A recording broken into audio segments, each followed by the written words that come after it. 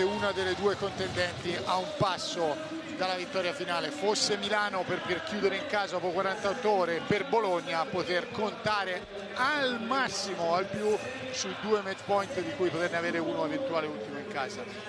Quello esattamente che hai detto, 2 partite per cui di grande equilibrio, di grande parità, spezzato a favore di Milano dalla overperformance di Shields nel supplementare di gara 1. Milano è arrivata qui come voleva, avendo strappato una partita a Bologna, ma Bologna è arrivata dopo che aveva iniziato male con le scorie mentali della sconfitta di gara 1, recuperando, facendolo, trovando nuovi protagonisti di cui ha bisogno se vuole credere in questa serie, coinvolgendo un nuovo assetto che è stato la chiave con Miki da 5, magari poi vedremo anche perché è stata una chiave e lo sarà ancora importante nel caso.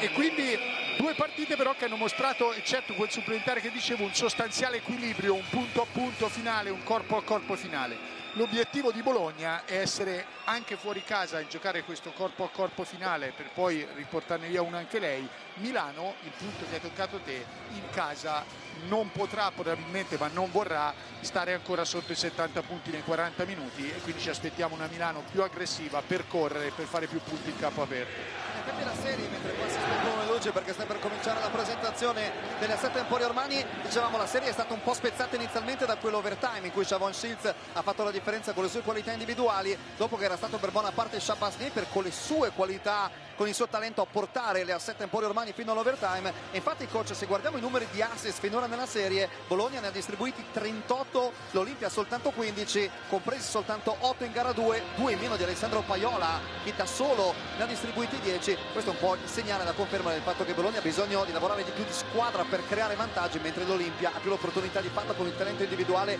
dei suoi giocatori. Poi c'è l'aspetto importantissimo del fattore campo, perché se guardiamo i numeri, Bologna in trasferta quest'anno non è stata brillantissima, arriva qui con 10 vittorie e 9 sconfitte in campionato, lontano dalla Segafredo Arena, e nei playoff ha vinto solo gara 4 a Venezia e ha perso le altre 3 partite, le 2 sul campo di Tortona, Casale Monferrato, e gara 3 contro la Reyer. Milano in casa ha un rendimento invece estremamente positivo, ha vinto 13 delle ultime 14 gare giocate in campionato. Esattamente, per questo dicevo, Bologna avrà come obiettivo stare in partita fino all'ultimo in un punto a punto, dove poi le qualità individuali, un dettaglio possono girare da una parte e dall'altra. Bologna avrà bisogno di fare, a prescindere dal risultato, 2 partite così in trasferta, questo tipo di maturità contro una Milano che ovviamente ci arriva un po' più in fiducia, l'idea sembra anche un po' più fresca, e soprattutto con questo fattore campo oggi. L'aspetto degli assist, che è giustamente una cosa da leggere, però sai, dipende molto dalle scelte avversarie. Allora entrambe le squadre lavorano molto bene difensivamente, togliendo i principali punti di forza, usano molto i cambi sistematici. Sui cambi sistematici poi le caratteristiche degli attacchi sono diverse, come hai detto tu. Quella di Milano può contare su isolamenti, su mismatch, perché ha queste qualità nel roster.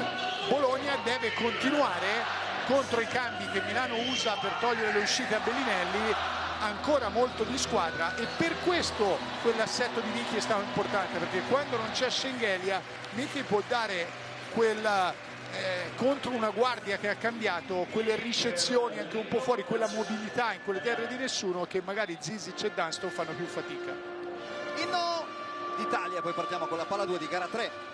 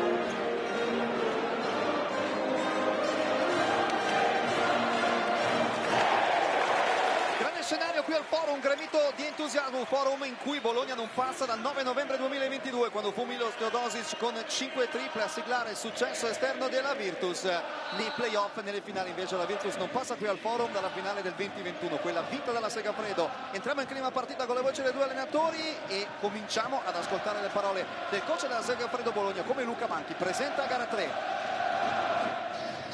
Coach, dopo una partenza difficilissima in gara 2 avete avuto una grande reazione di carattere e d'orgoglio. Oggi in un ambiente ostile cosa dovrete evitare per non rincorrere ancora una volta? Credo sia una serie che ha dimostrato di vivere su binari di equilibrio e quindi cercare di controllarne l'inerzia e stare in scia ai nostri avversari più a lungo possibile. Le parole di coach Luca Banchi, il quintetto scelto dalla Segafredo Bologna con Alessandro Paiola che ormai ha spodestato Daniel Hackett nel ruolo di playmaker titolare viste le condizioni non eccelse del nativo di Forlimpopoli. Isaia Cordini al fianco del numero 6, poi Marco Bellinelli reduce da una gara 2 in cui le percentuali al tiro non sono state eccelse, Torniglia e Schengelia che invece è stato protagonista nel terzo e nel quarto periodo, e poi Brian Dustin per completare i 5 che inizieranno la partita per la Segafredo. Ci spostiamo sulla sponda del 7 Emporio Armani, ascoltiamo le parole di Concetto Messina come presenta questa gara 3. Coach, tornate in casa dove nelle ultime due finali avete costruito i vostri due scudetti. Pensa che l'ambiente potrà aiutarvi anche a ritrovare quelle energie che a tratti sono un po' mancate in gara 2? Beh, sicuramente giocare in casa con i tifosi che ci aiutano è un passo importante, poi sta a noi anche giocare una partita di livello e trovare appunto continuità nei 40 minuti. Vediamo i 5 scelti da Concetto Messina, confermatissimo ovviamente Shabazz Napier nella posizione di playmaker, al suo fianco Stefano Tonut, e c'è il ritorno in quintetto di Shavon Sheets, in realtà già inserito in quintetto in gara 2 ma probabilmente in modo erroneo visto che era stato sostituito da Devon Hall dopo pochi secondi di partita. Confermatissimi invece Nikola Mirotic e Niccolò Melli, un Mirotic che ha segnato 13 punti in gara 2 però sta tirando con percentuali dal campo piuttosto basse. Fondamentale che il suo gioco diventi un po' più qualitativo per Milano in queste gare per indirizzare davvero la serie verso la direzione favorevole dell'Olimpia. Sì, lui è chiaro che ha bisogno di essere un po' innescato, però credo che quello che forse ha mancato un po' sono stati, come anche in gara 1, qualche leggerezza dal punto di vista difensivo, anche nel buttare via un paio di palloni. Serve la durezza mentale del campione, poi uno con le sue qualità, i numeri, i punti eccetera arrivano fatalmente da soli quando la partita ne darà l'opportunità. Ci sono tante punte nell'attacco di Milano, quando sarà il suo momento lui tutte le sue opportunità le troverà. È più la durezza globale che non sempre ha avuto per 40 minuti in questo periodo. Capoterna, Carmelo Paternicò indossa la ref cam targata da Zone per offrirci un punto di vista molto spettacolare, per farci vedere direttamente quello che vedono gli arbitri qui Concetto Messina. Finora questa è stata una serie contraddistinta dalle rimonte, chi è partito bene non ha mai vinto. Sostanzialmente in gara 1 la Virtus ha comandato tutto il primo tempo, toccando anche 2 volte gli 11 punti di vantaggio, mentre in gara 2 Bologna è stata sotto di 13 prima di impostare la rimonta che l'ha portata a ottenere il punto dell'1-1. Quindi sono state partite estremamente combattute con situazioni che sono cambiate nel corso del match. Sicuramente anche questa sera vedremo tanto spettacolo in campo per quello che è il precedente totale numero 210 fra queste due squadre. Milano ha vinto 116 volte, la Virtus ha vinto 93. In tutto invece nei playoff la situazione è di 20 pari nei precedenti per queste due squadre quando si è trattato di disputare gare di post-season. Tutto pronto per la palla a 2 con Brian Dunston che si prepara a saltare l'assetto classico di Milano con Nikola Mirotic da numero 4, Niccolò Melli a giocare nella posizione di centro. Per Bologna invece Toko Schinghiglia pronto a riproporre il grande duello con Nikola Mirotic, che soprattutto in gara 2 ha visto il georgiano avere la meglio. Si parte con Paternicò che alza la palla a 2 dalla prospettiva della nostra ref cam targata da Zone. Primo possesso offensivo per Milano con Shabazz Napier che si accoppia con Alessandro Paiola, va subito a cercare Niccolò Melli, chiaramente contro Brian Dunston, taglio di Sheets che fa saltare con la fitta Cordinier e poi corregge il suo errore con il tap-in. Grande partenza di Milano, il taglio di Sheets sorprende un po' la difesa della Virtus, coach. Sì, un canestro facile, non ne ha concessi tanti nelle prime due partite così in Bologna, qui pensavano alla sua uscita, invece ha ricevuto sotto il canestro per 2 punti facili.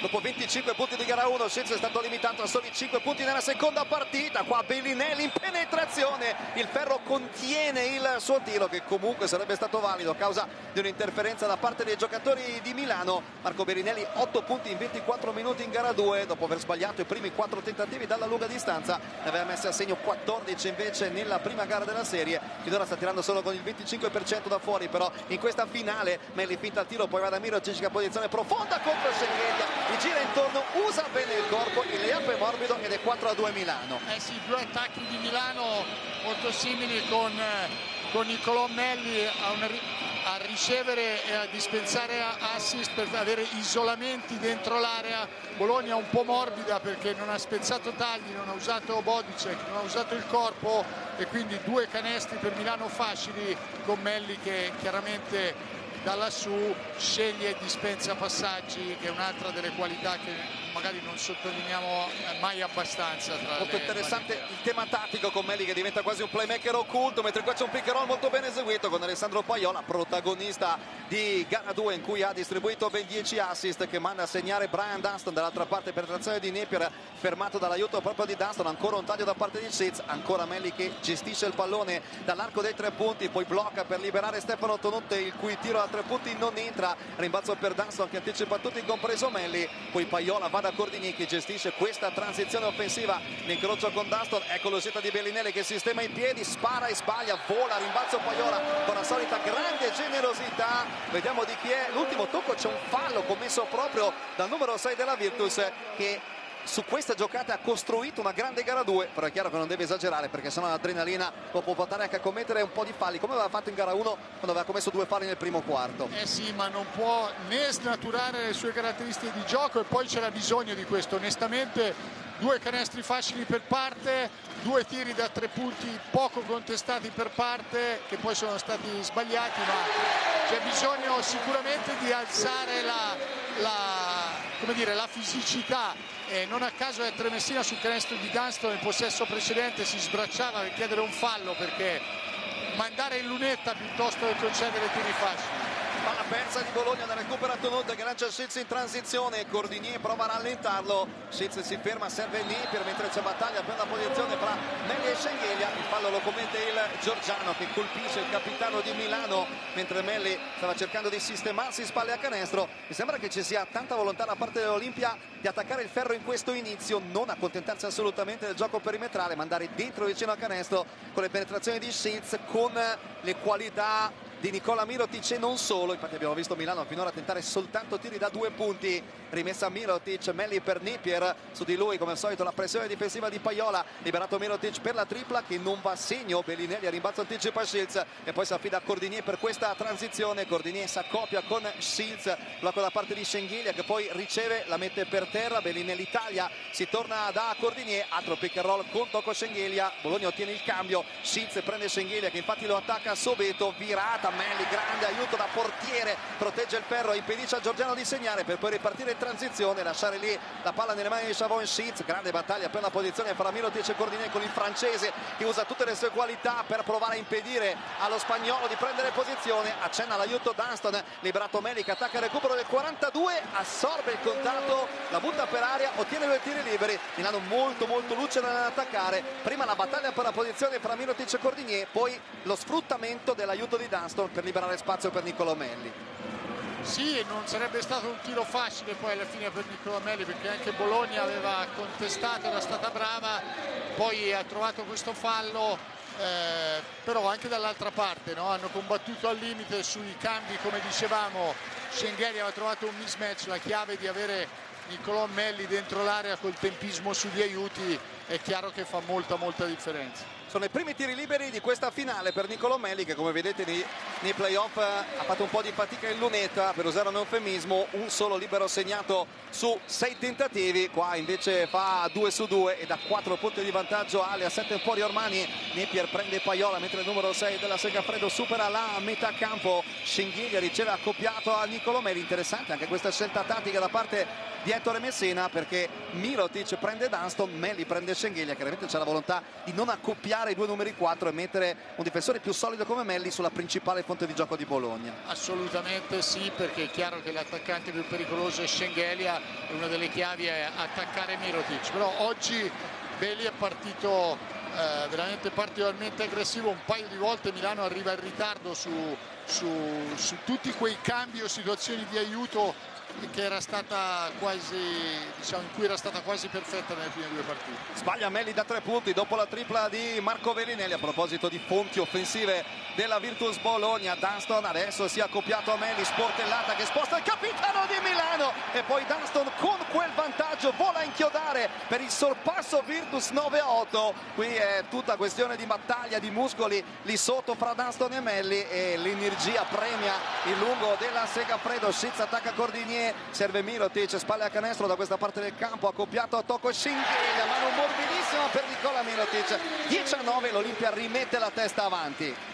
Sì, tanti corpo a corpo da subito, avevamo detto il primo minuto un po' così, ma adesso se le stanno già dando di santa ragione in ogni zona del campo. Ed è confermato il cross match, ovvero da questa parte Melli prende Schengelia, mentre dall'altra l'accoppiamento è Schengelia-Mirotic. Ecco Giorgiano che attacca Melli, guadagna il centro area, finta, poi va su per il tiro, il ferro sputa letteralmente la conclusione che sembrava destinato a entrare, con la solita qualità di gioco in post basso di Toko Schengelia, e allora è +1 e possesso Milano. Sul cambio Bellinelli prende Neper, poi lo lascia ancora a Paiola. Melli torna dal prodotto di Connecticut, pick and roll con Melli, rolla, va dentro, grande aiuto difensivo di Cordinier che porta Melli a sbagliare. Adesso la Virtus può attaccare in superiorità numerica, Cordinier in autostrada che lo porta al ferro a due mani, vola a inchiodare Isaia Cordinier. Nuovo controsorpasso Virtus, primo quarto di enorme equilibrio, coach. Sì, è come avevamo previsto, no? A parte quei facili lay-up da una parte e dall'altra nel primo minuto, poi le squadre la negano a difesa schierata l'andare al ferro, quindi chi riesce a farlo a difesa non schierata o in situazioni come queste a prendere il tempo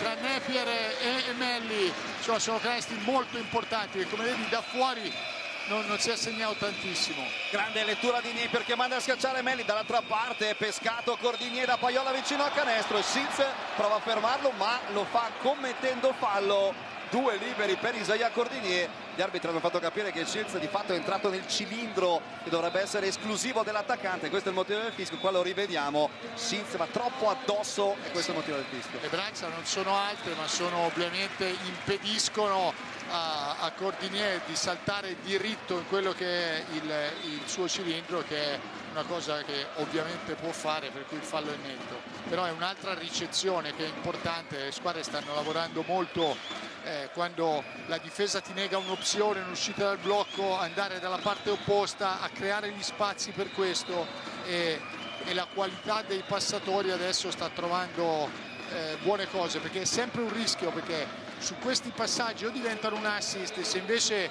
c'è un intercetto, una palla toccata diventa un contropiede per i tuoi avversari, e sappiamo quanto questo cambi, sposti il vantaggio nell'arco della partita. Primi cambi di questa gara 3, Devon Hall che è stato forse il più continuo in tutta la serie finora per Milano sostituisce Stefano Tonut, mentre Jordan Mickey prende il posto di Brian Dunston.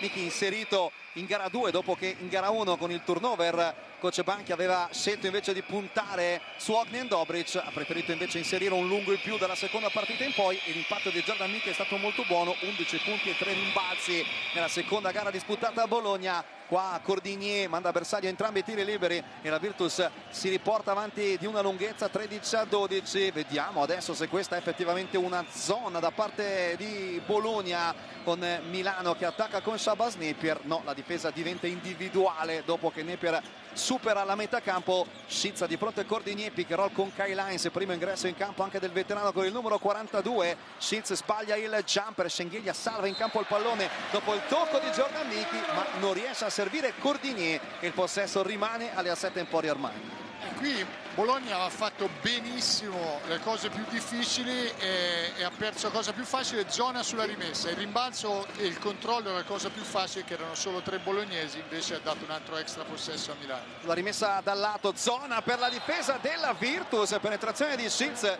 che si scontra con Jordan Mickey. Gli arbitri chiamano soltanto rimessa con 6 secondi da giocare per l'Olimpia. Qua rivediamo la difesa di Mickey che non ha mollato di un centimetro, è rimasto lì a prendere il contatto con Shavon Shields, rimessa dal fondo per le A7 affidata a Shabazz Napier. 6 secondi per andare al tiro, palla alta per Shields, fischio arbitrale, fallo di Zaya Cordinier che ha cercato di anticipare la ricezione del 31 di Milano, ma l'ha fatto in modo falloso. Sì, Qui lo andiamo a rivedere, ecco qua Cordinier che salta per andare a prendere la palla ma colpisce con il corpo forse Shavon Shields, anche peraltro accusandosi del fallo, quindi non ha ma protestato tanto francese. non serve protestare, bisogna pensare a giocare, un fischio da certi giochi. Ora qui non c'è tempo per respirare per i giocatori, l'intensità è pazzesca, bravo così Cordinier. Napier alza il lob, Heinz riceve, torna per terra, poi va su per tirare ed è molto bravo a evitare Jordan Mickey. La solita sapienza, la qualità di Kyle Heinz che sopperisce a volte alla mancanza di centimetri con la capacità di muoversi vicino al canestro e ridà un punto di vantaggio a Milano, 14-13. Paiola attacca sul blocco di Mickey, sul cambio rimane con Mirotic, si crea un mismatch, Mickey con Napier attacca sulla linea di fondo, viene addirittura triplicato, ma quando arriva Mirotic commette fallo. Qua brava Bologna a ottenere il cambio, attaccare sul mismatch e forzare questi aiuti da parte della difesa di Milano. Quello che dicevamo, no? L'importanza di Mickey, perché sul cambio vedi che però il cambio ti forza a ricevere fuori, quindi da quella distanza Mickey ha le caratteristiche tecniche e fisiche per avere 3 palleggi e la mobilità andare in area.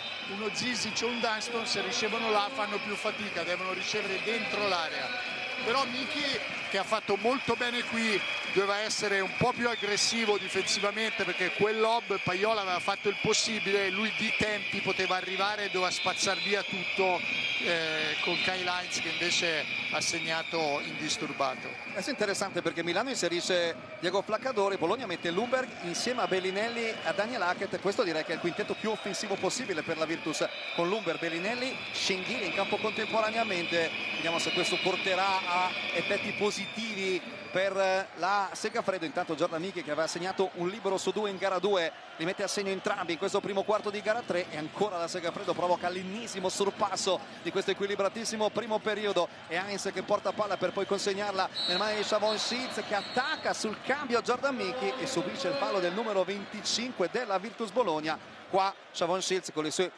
qualità, primo passo micidiale, Mickey in ritardo, quando recupera commette fallo. Sì, netto, bravo Shields ad esitare, Mickey chiaramente è un target su questi pick and roll, perché non sempre ha la posizione dei piedi corretta, non sempre ha il timing o il giusto posizionamento sul blocco. Chiaramente un attaccante principe come Shields se ne accorge subito. Shavon Shields dopo gara 1 è diventato il secondo miglior marcatore di sempre delle finali scudetto, lui che le ha sempre giocate da quando è arrivato in Italia, 2 con Trento e poi 4 con Milano, e qua con 2 liberi su 2 riporta l'Olimpia avanti di una lunghezza 16-15. Adesso il duello in cabina di regia è Daniel Hackett contro Diego Flaccadori. Schengelia riceve sulla punta dell'arco, poi va da Lumberg accoppiato da numero 3 a Shavon Shields. Schengelia è con Kyle Heinz, arriva Bellinelli a ricevere Relendorf, subito tira, sbaglia, la tocca Mickey ma la prende Heinz.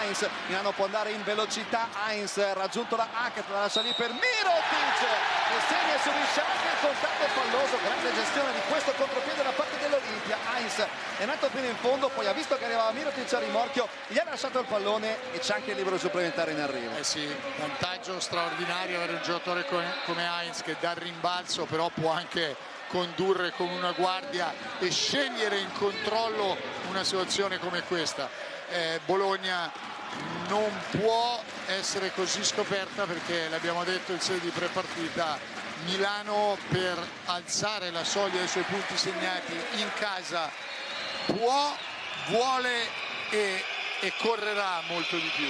Dicevamo delle finali consecutive di Shields, Heinz è la 13ª consecutiva nei vari campionati in cui ha militato. Tocco Schengelia da 3 punti, era stato un fattore di gara 2 il tiro dalla lunga distanza del georgiano, che aveva messo a segno 2 triple, quindi mette a segno un'altra molto importante, perché questo chiaramente può aprire la scatola difensiva dell'Olimpia. A maggior ragione se Schengelia viene marcato dal numero 5 di Milano. È vero che Heinz è un giocatore che può uscire a quelle distanze, però è un tema interessante. Assolutamente, perché sia lui e se Shields, scusami, se Mickey si ricordasse anche che lui può segnare un tiro dall'arco, ecco, e si aprono più spazi. Poi questo qui è stato una grande iniziativa di Daniel Hackett, che ha veramente seminato scompiglio e mandato un assist, però è chiaro che c'è più possibilità di penetrazione per Hackett e per Lundberg se si allarga il campo, e allora Daniel a livello di letture insomma difficile che le sbagli, di capire il senso partita.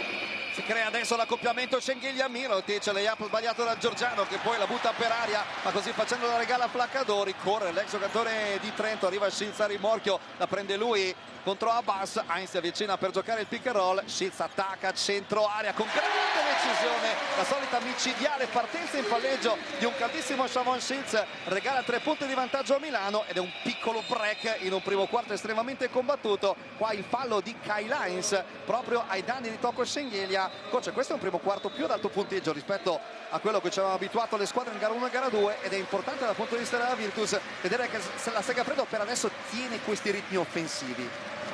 Sì, è vero, è un tema importante. È vero anche che appunto Bologna, come hai detto tu, sta facendo quintetti più offensivi. Il problema sono stati questi 2 pick and roll in cui Mickey non ha opposto resistenza, perché se poi è così diventa chiaramente, in questo gli attaccanti di Milano sono degli squali per andare 3-4 volte consecutive ad azzannare dove ti fa male e a ampliare la ferita, per cui Mickey quel corpo lo deve mettere. 37 punti totali per Schengelia nelle prime 2 gare della serie, erano stati 46 nelle ultime 2 gare di semifinale con Venezia, e adesso va a sedersi in panchina il Giorgiano che lascia posto ad Achille Polonara, molto positivo nel finale di gara 2 con 4 punti consecutivi decisivi nel finale di partita. In tutto ne ha segnati 10 con 4 rimbalzi il giocatore nativo di Ancona. Adesso Schilz accoppiato ad Abbas, pick and roll con Heinz che torna indietro per ribloccare. Schilz va dall'altra parte, viene stoppato da Jordan Mickey e la palla rimane a Milano. Voigtman da 3 sbaglia, ma c'è ancora un rimbalzo in attacco, questa volta del professor Heinz, a cui Bologna prova a togliere la palla. Heinz alla fine trova l'angolo per scaricare per Flaccadori che sbaglia il tiro, ma Milano ottiene il terzo extra possesso su questa gita nella metacampo avversaria, ed è Jonas Voigtman che corregge con il layup l'errore dalla distanza di Flaccadori. Più 3 Milano, penetrazione di Lundberg. Hackett preferisce non tirare, scambia con Polonara, rimane accoppiato a Flaccadori, lo attacca, serve Lundberg che la mette per terra contro Hall, tripla in step back di Lundberg, 23 pari. Vediamo se il canestro no, è da 2 punti, -1 Virtus, però niente male come ingresso in partita per Ife Lundberg.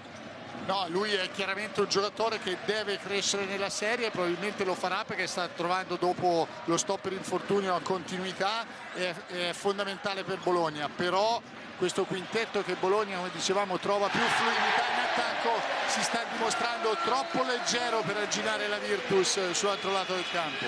Si scrive la partita anche Diego Flaccadori, tripla a bersaglio per il numero 21 di Milano, la prima al quarto tentativo per lui in queste finali. Adesso Lundberg si sente caldo, vuole giocare l'isolamento contro Devon Hall, differenza di 6 secondi fra 2 cronometri. Voigtman cambia, prende Lundberg che gli tira in faccia e manda a bersaglio un altro canestro, questo sì da 3 punti, 5 consecutivi di Lundberg, ultimi 3 secondi del primo quarto per Milano. Devon Hall, la risposta firmata Devon Hall.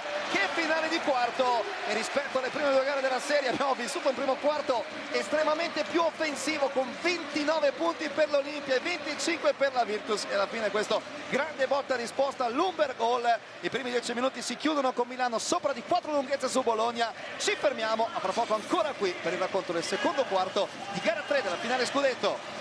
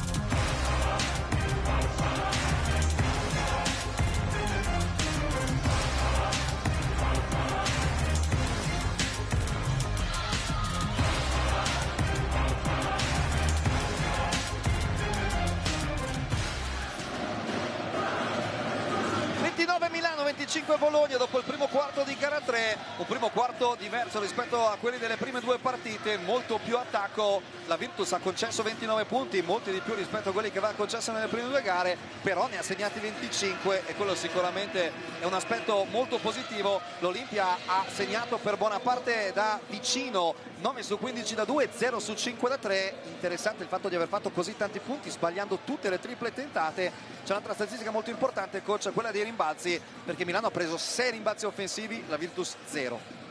Esatto, no, il primo quarto è essenzialmente equilibrato e pari tra le due squadre, ma la differenza di Milano l'ha fatta proprio questi extra possessi, questo ultimo tiro in cui dopo che ha segnato la Virtus in 5 secondi deve saltare addosso ad Hall e non concedergli questo, cioè una cattiveria in più che la Virtus ovviamente giocando in trasferta deve avere e tirar fuori dalla sua partita, finora comunque molto buona, però per vincere qui devi essere ancora più cattivo mentalmente. Sbaglia Daniel Hackett, si lotta a rimbalzo, Lumber la salva in campo, serve Michi, ancora liberato Hackett, finta il passaggio, Voigtman lo prende, Hackett lo attacca, Flaccadori aiuta e tocca il pallone, poi Hackett in qualche modo ne riconquista il possesso, Polonara, ottimo scarico, a pass, tripla aperta a bersaglio, brava la Virtus a creare un tiro ad alta percentuale da una situazione abbastanza confusa su un gioco rotto che però ha portato uno dei migliori tiri della serata a livello di percentuale, non a caso concretizzato dall'ex, uno degli ex di questa serie, ovvero Abia Abbas. Dall'altra parte Hall gioca il pick and roll con Voigtman, perde la palla, poi la ritrova, c'è in campo Pippo Ricci da numero 3, vediamo come funziona il quintetto con il 17 da 3 per Milano, funziona bene, non per merito di Ricci in questo caso, ma Hall penetra, buca la difesa della Virtus, appoggia il tabellone, più 3 Olimpia. Eh sì, sui cambi qui hanno, come dicevamo, gli isolamenti, la qualità delle guardie Virtus. Polonara Milano scambia con Lumberg, Hackett contro Flaccadori, blocco da parte di Michi, Polonara nell'angolo dove c'è Abbas, buon close out da parte di Ricci, Abbas lo attacca, si mette spalle a canestro, opta per un complicato tiro in fade away ma lo manda a bersaglio. Che impatto di Abbas, 5 punti consecutivi. Eh sì, stanno dando tutto in attacco, giocando molto bene perché Bologna aspetta gli isolamenti anche a gioco rotto come dicevi prima, però hanno cercato Voigtman che è stato battuto, gli altri devono andare a aiutare, allora alla fine trovano un tiro aperto. Continuando a macinare il gioco Bologna, Milano sfruttando questi isolamenti come c'è stato prima l'1 contro 1 di Hall contro Polonara. Aveva segnato 3 punti in totale Abia Abbas nelle prime 2 gare della serie, ne ha fatti 5 in pochi minuti qua, torna a zona intanto la Virtus direi per questo possesso. Melli spalle a canestro contro Tocco Schengelia, arriva a centro area, finta Penander, Nicolo Melli vince la battaglia con Schengelia e lo fa con tanta qualità nel lavoro sul piede perno, riportando Milano sopra di 3 lunghezze. Schengelia, taglio da parte di Daniel Hackett, Schengelia palleggia contro Melli, peraltro Schengelia adesso in campo da numero 5 con Polonara al suo fianco, ci prova a 3 punti, Tocco Schengelia, sbaglia, lotta sotto le planche, fallo di Johannes Voigtman che ha preso questo rimbalzo sopra la testa di Polonara, ma secondo gli arbitri ha spinto il 33 della Virtus. Sì, noi siamo dalla parte opposta, l'ho visto bene, ma è chiaro che adesso si stanno scontrando, no? Due taglie opposte, Milano che sta giocando grande con 3 lunghi e Bologna che è piccola con Polonara da 4 e Schengelia da 5. Polonara più mobile e quindi la stazza di Voigtman contro Polonara più rapido, probabilmente c'è stato un contatto e gli arbitri hanno giudicato falloso proprio perché Polonara gli ha preso il tempo al suo avversario. Il fallo commesso da Johannes Voigtman, primo della sua partita. Hackett in punta contro Flaccadori, uscita di Lumberg, Hall su di lui, Lumberg attacca sulla linea di fondo, preso da Johannes Voigtman, torna indietro il danese con 3 secondi, deve prendersi l'arresto e tiro! Ife Lumberg, mi sembra in una di quelle giornate in cui può fare tanto la differenza, sembra aver ritrovato quella vena realizzativa che gli era mancata un po' dopo l'infortunio della serie contro Tortona, ma quest'oggi sembra essere il vero Ife Lumberg. Hall gioca il pick and roll con Melli, prova a creare un po' di separazione, Melli riblocca una seconda volta, Hall rimane con Schengelia, liberato Ricci per la tripla che non va a segno, grande battaglia a rimbalzo, la vince Melli, adesso Milano è più grossa e quindi può avere ulteriori vantaggi nella lotta sotto i tabelloni. Flaccadori converte in 2 punti l'extra possesso e Milano si riporta 3 punti di vantaggio. Eh sì, come hai detto tu, è più grande, per cui dopo quello sforzo difensivo Bologna però c'è un vantaggio di centimetri e di posizione, però qua ogni volta attaccano Voigtman e ogni volta riescono a prendere un tiro aperto, se li fanno restano lì, altrimenti come vedi poi diventa dura, perché Milano qua può leggere tanti mismatch come adesso, oppure comunque nell'aiutare con mismatch valanghe di spazio per il rimbalzo in attacco. Eh sì, il concetto è: se non metti quei tiri come le triple di Shengelia, paghi da questa parte del campo il fatto di avere fatto questa scelta estrema di accoppiarti con un quintetto molto più piccolo a quello alto di Milano. Adesso va in campo Zizic, quindi la situazione tattica chiaramente cambia al posto di Toko Shengelia, quindi Zizic da numero 5, Polonara da numero 4, aggiunge centimetri e presenza fisica in post passo. Adesso la Virtus con questo quintetto. C'è un altro cambio, perché Cordinier sostituisce Unife Lundberg, che ha fatto rivedere per la prima volta il vero Lundberg dopo l'infortunio, dopo le 2 gare di Bologna in cui era stato un po' lontano dalla sua condizione migliore. Sicuramente questo è un segnale importante per la Virtus, che ha soli 3 punti di svantaggio quando siamo a 6 minuti e 33 secondi dalla fine del secondo quarto. Napier rimane con Cordinier, Voigtman taglia, Polonara prende Napier, la palla scagliata da Napier carambola nelle mani di Cordinier, palla persa a Milano, riparte la Virtus. Polonara accoppiato a Flaccadori, chiede fortemente la palla per sfruttare il mismatch, lo fa in modo corretto, mette palla per terra e costringe l'ex Trento Bayern Monaco a spendere il suo primo fallo personale.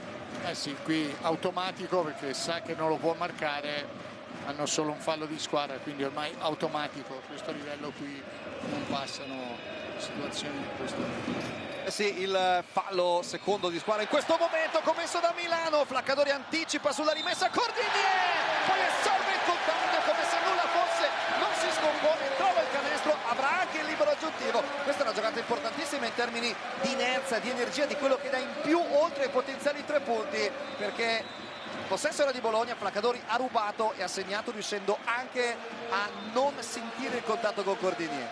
Eh sì, queste sono proprio le situazioni che Bologna deve evitare, perché quando sei in trasferta devi avere un'attenzione maniacale sul possesso. Il valore del possesso è una cosa moltiplicata ancora di più, già in ogni partita di una finale scudetto, ma una finale scudetto in trasferta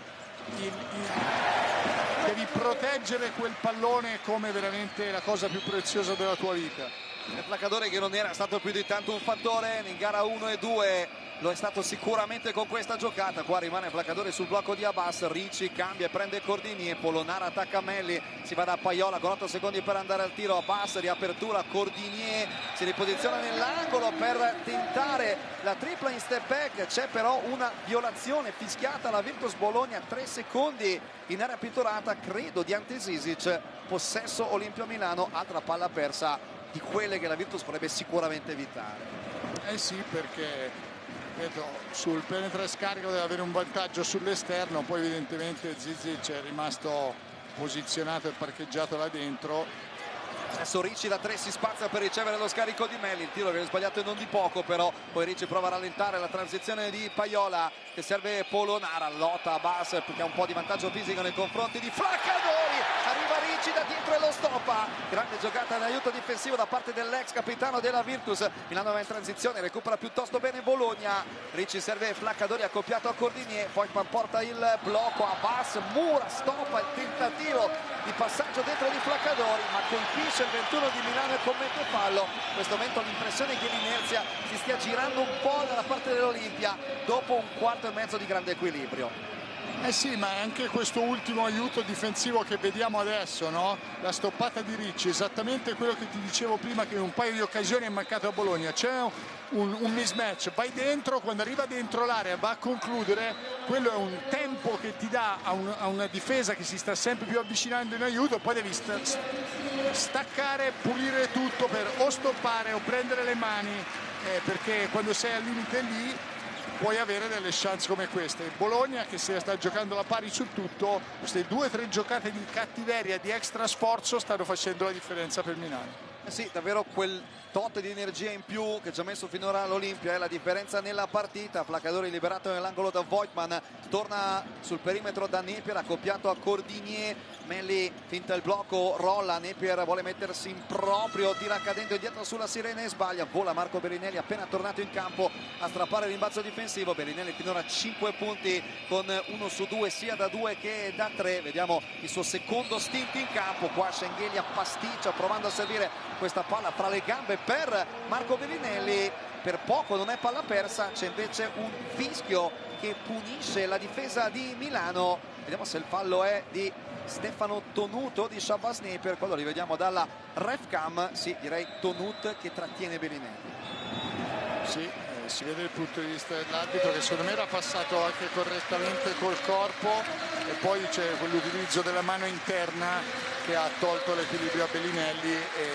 Bella questa visione della telecamera dell'arbitro, perché ci dà proprio l'idea del perché ha chiamato dal suo punto di vista il contatto, che era un buon angolo di visione. Sì, molto utile la ref cam targata da zone per rivedere dal punto di vista arbitrale queste situazioni. Paiola fa tutto bene tranne il layup, per sua fortuna Ante Zizic che corregge il suo errore e riporta la Virtus a -4 dopo che la difesa di Milano aveva concesso una corsia aperta per far arrivare il playmaker marchigiano fino al ferro. Napier prova a replicare con la tripla, la manda a bersaglio Shabazz Napier per il +7 Olimpia.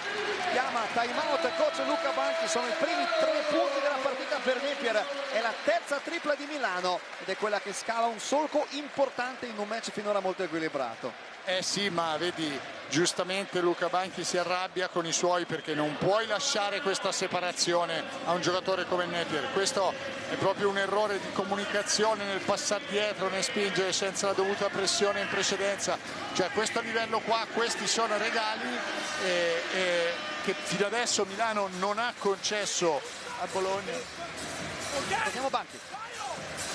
No more 3 on sell out, 6 and this on the floor. We stay 11 on sell out. Now.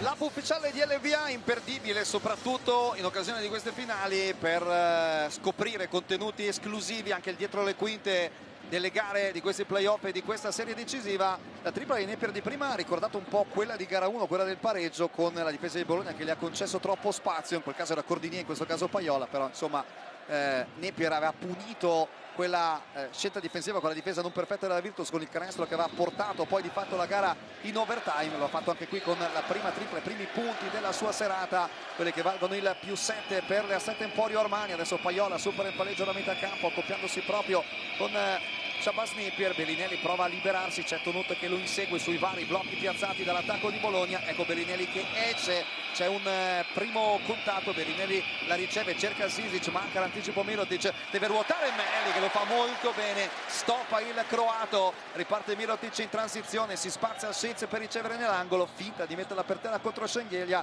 poi in effetti apre il palleggio, Mirotic prende posizione contro Cordinier, lo vuole portare vicino a canestro per sfruttare il suo vantaggio fisico. Bellinelli aiuta, l'aiuto libera Tonut che si alza per la tripla ma non la segna, rimbalzo per Isaia Cordinier. Milano crea un buon tiro con Stefano Tonut ma non lo manda a bersaglio. Schengelia riceve ancora accoppiato a Nicolo Melli, mossa tattica fin d'inizio partita da parte di Concettore Messina. Schengelia si complica la vita andando in mezzo agli aiuti di Milano, Mirotic gli toglie la palla dalle mani, riparte Napier in palleggio, preso in consegna da Alessandro Paiola. Mirotic porta il blocco, poi rolla, cambia lato Napier che va da Melli, Schenz palleggio, poi si alza per la tripla, non la segna, a rimbalzo la tocca Melli, ma a prenderla è l'altro capitano, ovvero Marco Bellinelli. Zizic si rialza e va ad attaccare 5 contro 5, Paiola contro Napier, ecco l'uscita di Bellinelli che sistema i piedi, spara e segna. Come al solito gli bastano pochi centimetri di spazio per essere letale con le sue triple.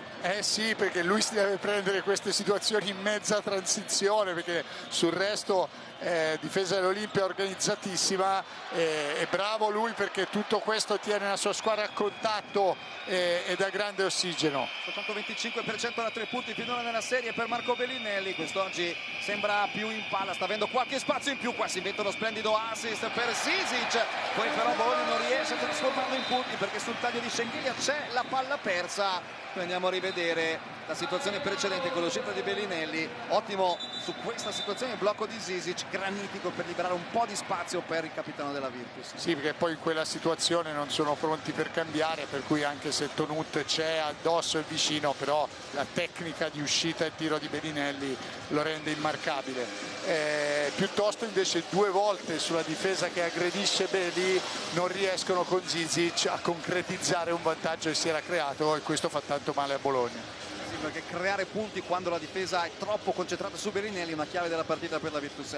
Sentiamo Ettore Messina e il time out di Milano. Bellinelli,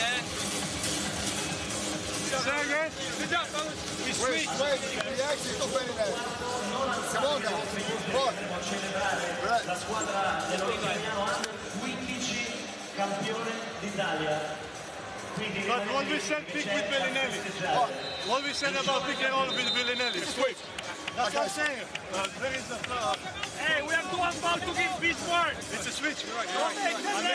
That's easy.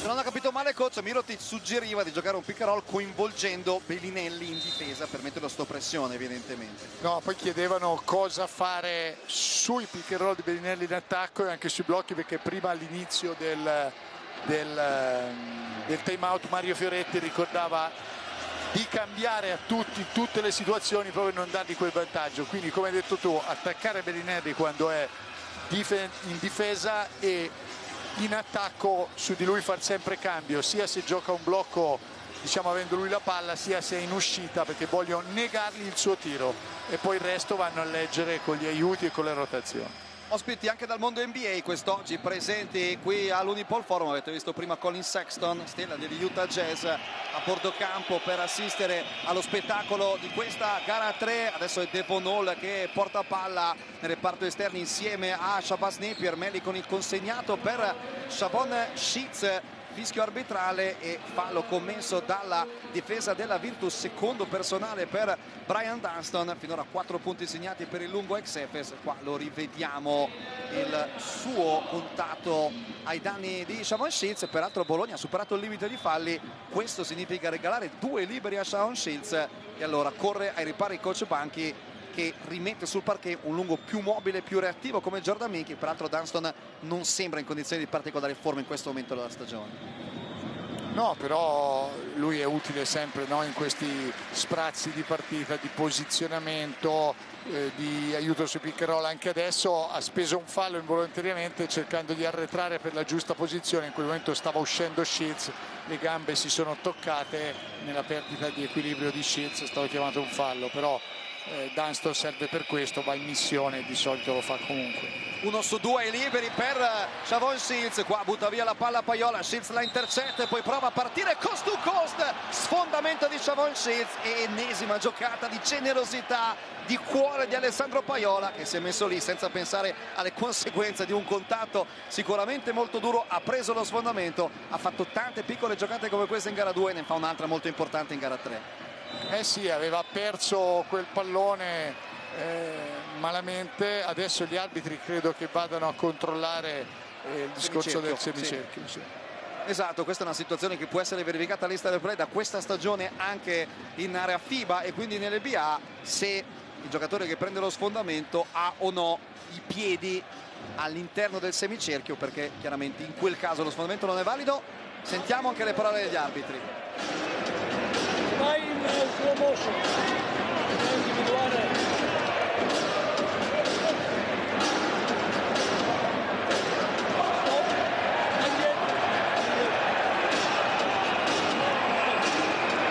Vai avanti, un po' più avanti e poi stop. Stop.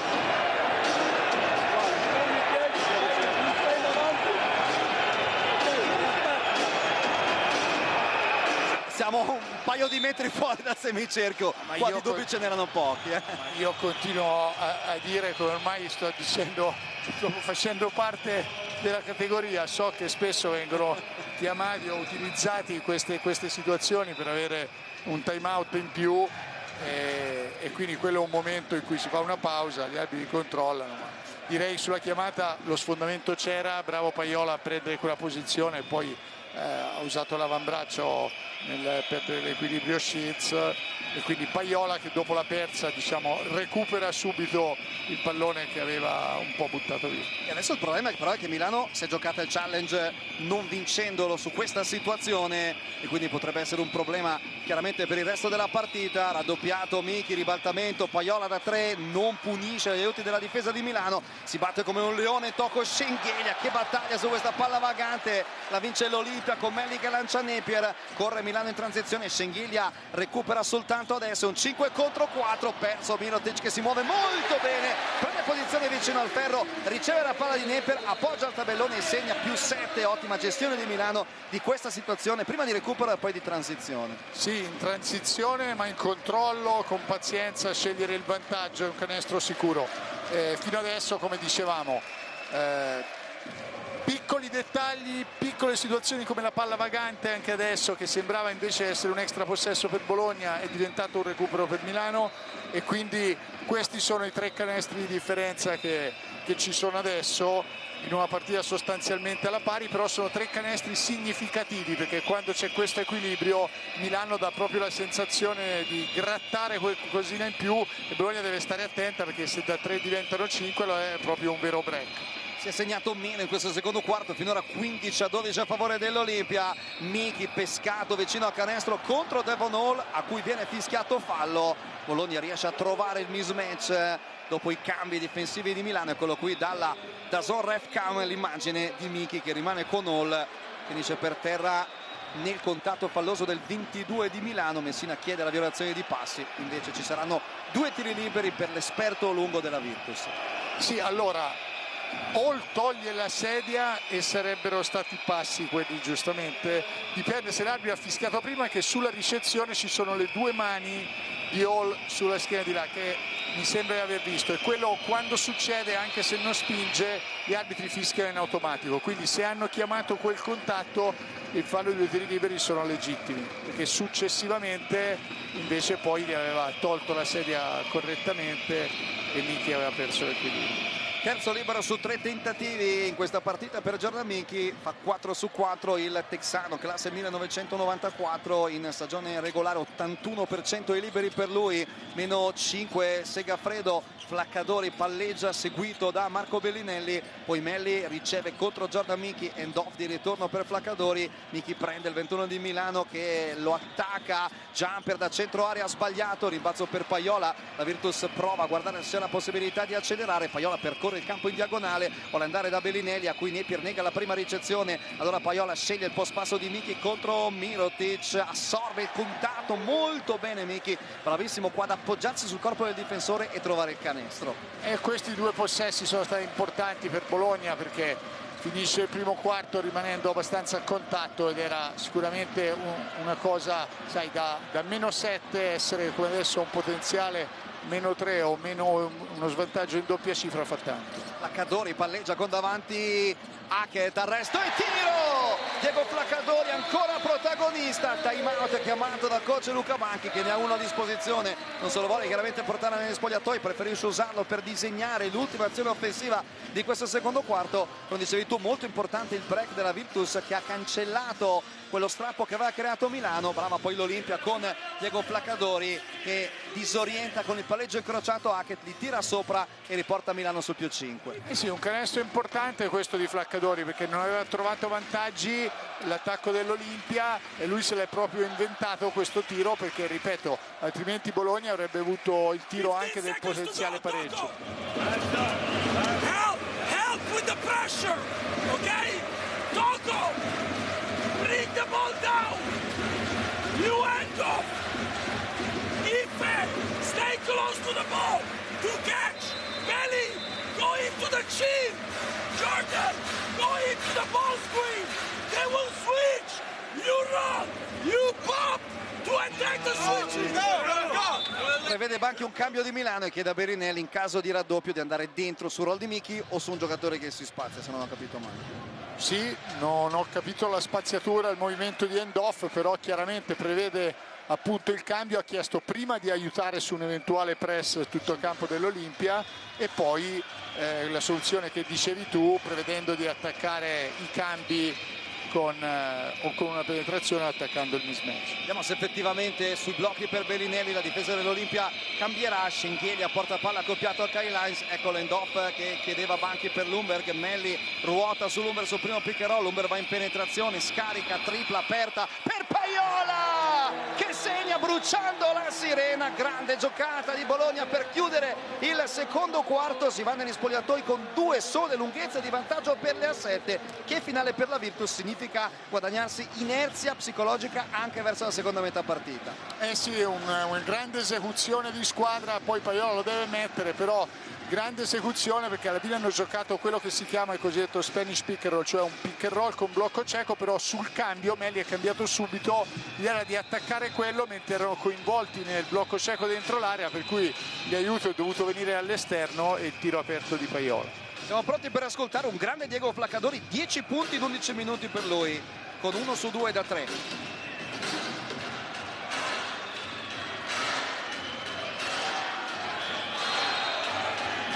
Diego, al di là della prestazione personale, raccontaci gli ultimi minuti di gara, perché Milano avete fatto benissimo, ma la Virtus è lì a -2. Sì, dobbiamo far meglio in difesa, hanno fatto 44 punti. Abbiamo fatto qualche errore di attenzione a livello difensivo, possiamo far meglio e deve essere il nostro obiettivo nel secondo tempo. Grazie mille. Aveva fatto 2 punti in 2 partite Diego Flaccadori fra gara 1 e gara 2, ne ha segnati 10 quest'oggi in 11 minuti, 3 su 4 da 2 punti, 1 su 2 da 3, 1 su 1 ai liberi, ed è lui il top scorer, l'unico in doppia cifra per Milano, seguito a quota 9 da Schilz e da Mirotic. Per quanto riguarda Bologna invece il migliore a livello realizzativo quota 8 è Marco Belinelli, seguito a 7 da Ife Lumberg. Ci fermiamo qui dal Unipol Forum di Assago, intervallo 46 Milano, 44 Virtus. A fra poco per raccontarvi il terzo e il quarto quarto. Di Assago, proprio qui al centro del i ragazzi della squadra Under 15 dell'Olimpia. Questi ragazzi hanno concluso la loro stagione senza alcuna sconfitta. Hanno vinto un prestigioso torneo internazionale di Istanbul e proprio domenica scorsa hanno vinto lo scudetto. E allora, insieme al campo allenatore Stefano Bertoli, gli assistenti Paolo Alberti, Fabio Caspani, il preparatore tecnici Luca Agnello, Roberto Castagnola, i fisioterapisti Walter Morera, Gabriele Ceriani e il dirigente accompagnatore Michele Frigerio, vado a chiamare la formazione campione d'Italia. Iniziamo dal numero 3 all'Olimpia.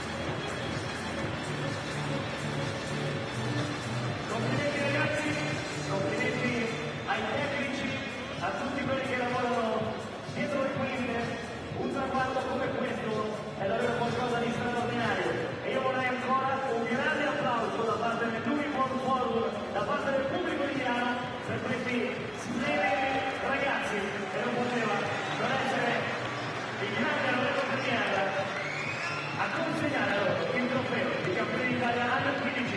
Grazie ragazzi, complimenti ancora e bocca al lupo per tutto.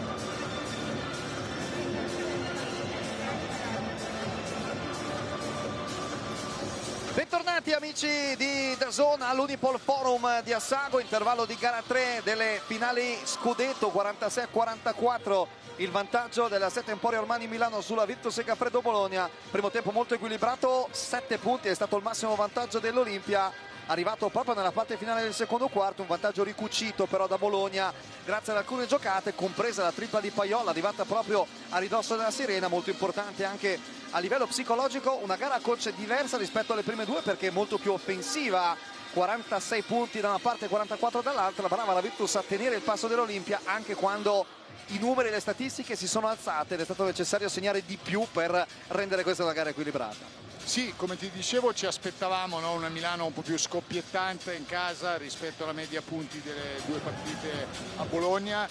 La Virtus è stata brava in questo, cavalcando ancora quintetti anche atipici, creando spazi, muovendo palla. Una chiave di Bologna è stata non avere troppe palle perse, infatti le due squadre hanno un'attenzione maniacale a non prendere contropiedi, che sono quelli che possono dare un'inerzia, un break da una parte o dall'altra. E questo poi quel carattere negli ultimi 2 minuti nel rimanere attaccata alla partita, che è quello che vuole arrivare a giocarsela giustamente punto a punto. E Milano vediamo se proverà a fare adesso nel terzo quarto il massimo sforzo proprio per allungare e non tenere Bologna a contatto.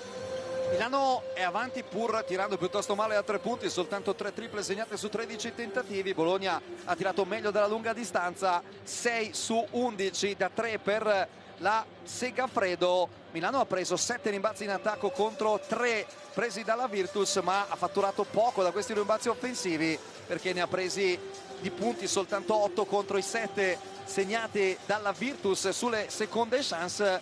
Milano ha beneficiato il numero 21 che ne aveva segnati soltanto 2 nelle prime 2 partite, 9 a testa invece per Shavon Shields e per Nicola Mirotic. Per quanto riguarda Bologna il top scorer con 8 punti è stato Marco Bellinelli, seguito quota 7 da Efe Lumberg. In generale abbiamo tabellini coach molto distribuiti, la Virtus ha già visto 9 giocatori su 12 segnare almeno un punto, anche Milano ha avuto un tabellino molto ben distribuito. Sarà interessante vedere adesso come evolverà la partita, se Bologna riuscirà ancora a tenere il passo offensivo di Milano e se la gara rimarrà una gara così ad alto punteggio anche dopo l'intervallo. Esattamente, può diventare più ruvida. Bologna ogni tanto nell'inizio dei terzi quarti, lo sappiamo, ha un po' esitato, però è vero come dici te, protagonisti diversi come è normale che sia quando giochiamo ogni 48 ore, le serie vanno avanti, c'è bisogno di tutti. Un giorno chi è stato utilizzato di meno viene utilizzato di più, chi ha fatto 0 fa 10, va in doppia cifra, e questo è quello che hanno bisogno le squadre per continuare a competere. Fino adesso abbiamo una grande finale perché stanno facendo proprio questo. Infatti, diciamo la verità, in 2 partite e mezzo abbiamo un sostanziale equilibrio sul campo. Vediamo chi riuscirà a smuovere, a spezzare questo equilibrio in questi ultimi 20 minuti che, come abbiamo detto, di gara 3 sono i più pesanti giocati finora. E sì, ricordiamo nella serie con Venezia le tante rimonte subite dalla Virtus nei terzi periodi. Virtus che effettua un cambio rispetto al quintetto iniziale, mentre vediamo la rimessa con cui si apre il terzo quarto dalla ref cam indossata dal capoterna Paternicò. C'è Jordan Mickey e non Brian Dunston nel quintetto con cui la Virtus apre la seconda metà partita. Mickey, chiave tattica importante in questa serie, autore di 6 punti in 9 minuti nella prima metà partita. È lui che deve difendere subito su Nicolo Melli, che si avvia con questo consegnato a Shabazz Napier, contatto con Isaiah Cordinier e terzo fallo personale del numero 00 della Virtus. Il terzo periodo si apre con una notizia tutt'altro che positiva per coach Luca Banchi.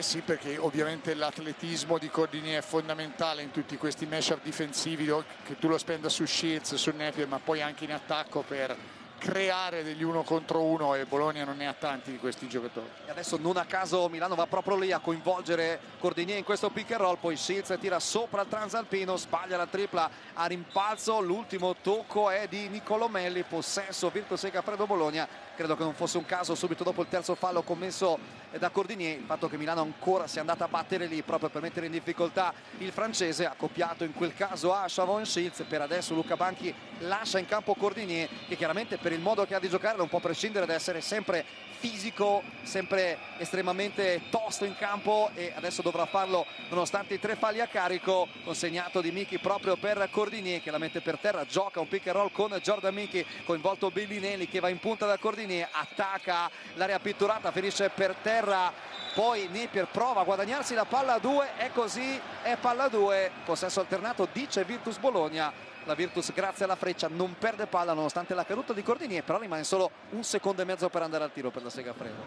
Sì, non facile, però appunto Cordinieri aveva provato anche ad attaccare, come dicevamo, che ha l'atletismo per provare queste soluzioni. Qui solito ottimo tempismo della difesa di Milano che chiude tutta l'area e adesso deve trovare un buon tiro con una grande esecuzione su rimessa. Bologna in 1,5 secondi.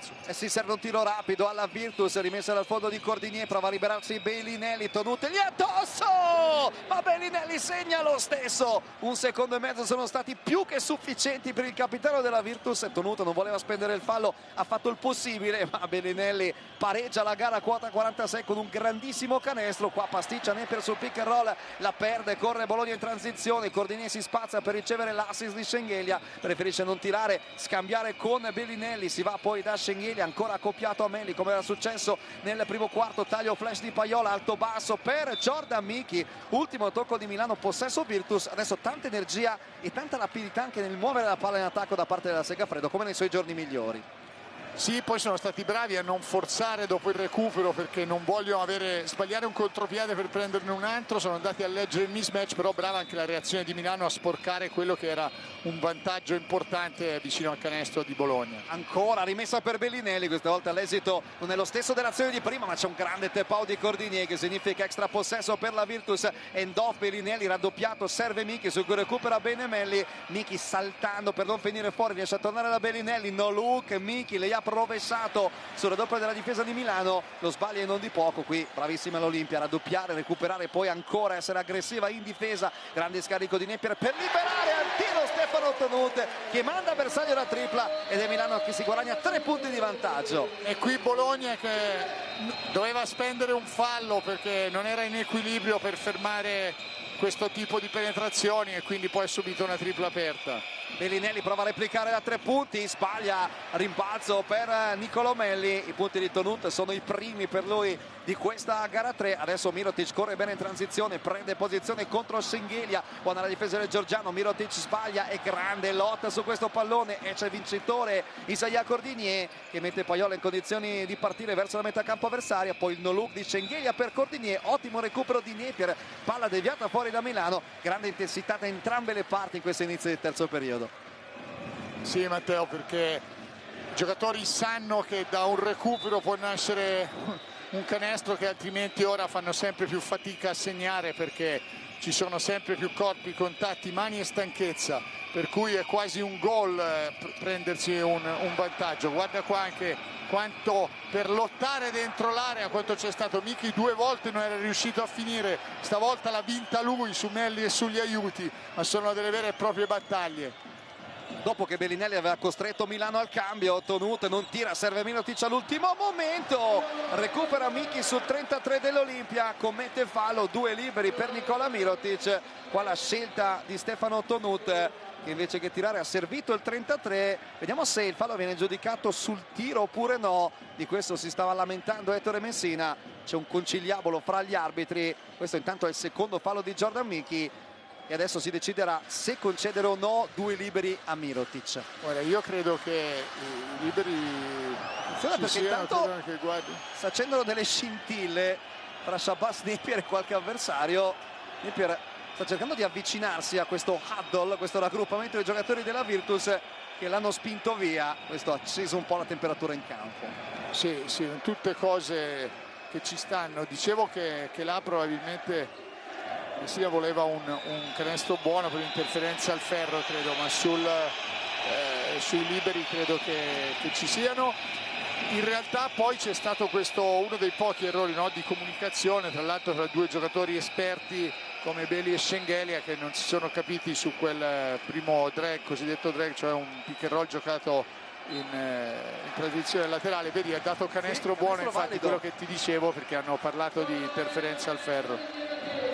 Adesso rivediamo anche Napier che cerca di andare a ascoltare quello che dicevano i giocatori della Virtus, che chiaramente lo respingono in malo modo questo provoca poi la reazione del numero 13 di Milano. Come dicevi tu giustamente, è stato dato il canestro buono a Nikola Mirotic a causa dell'interferenza da parte dei giocatori della Virtus, e allora avrà un libero aggiuntivo il numero 33 di Milano, autore di 11 punti in 16 minuti. Ne aveva segnati 13 con 7 rimbalzi in gara 2, ma aveva avuto bisogno di 13 tiri. Adesso che l'interferenza è stata chiamata, coach Banchi può chiamare challenge e portare gli arbitri a rivedere l'azione analista replay.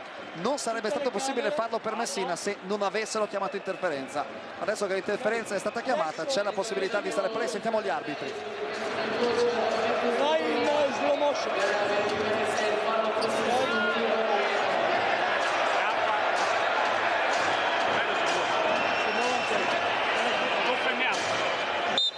Interferenza confermata, Micchi si appende al ferro, questo chiaramente porta ai 2 punti che vengono confermati, quindi anche coach Luca Banchi non azzecca il suo challenge, come era successo prima con Ettore Messina in occasione dello sfondamento preso da Paiola.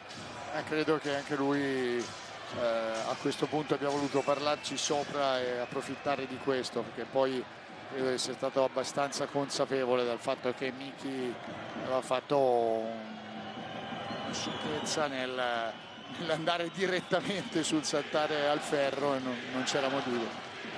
Nikola Mirotic finora in questa finale aveva segnato 7 liberi su 8 nelle prime 2 gare della serie. Quest'oggi 2 su 2 per l'ex giocatore del Barcellona.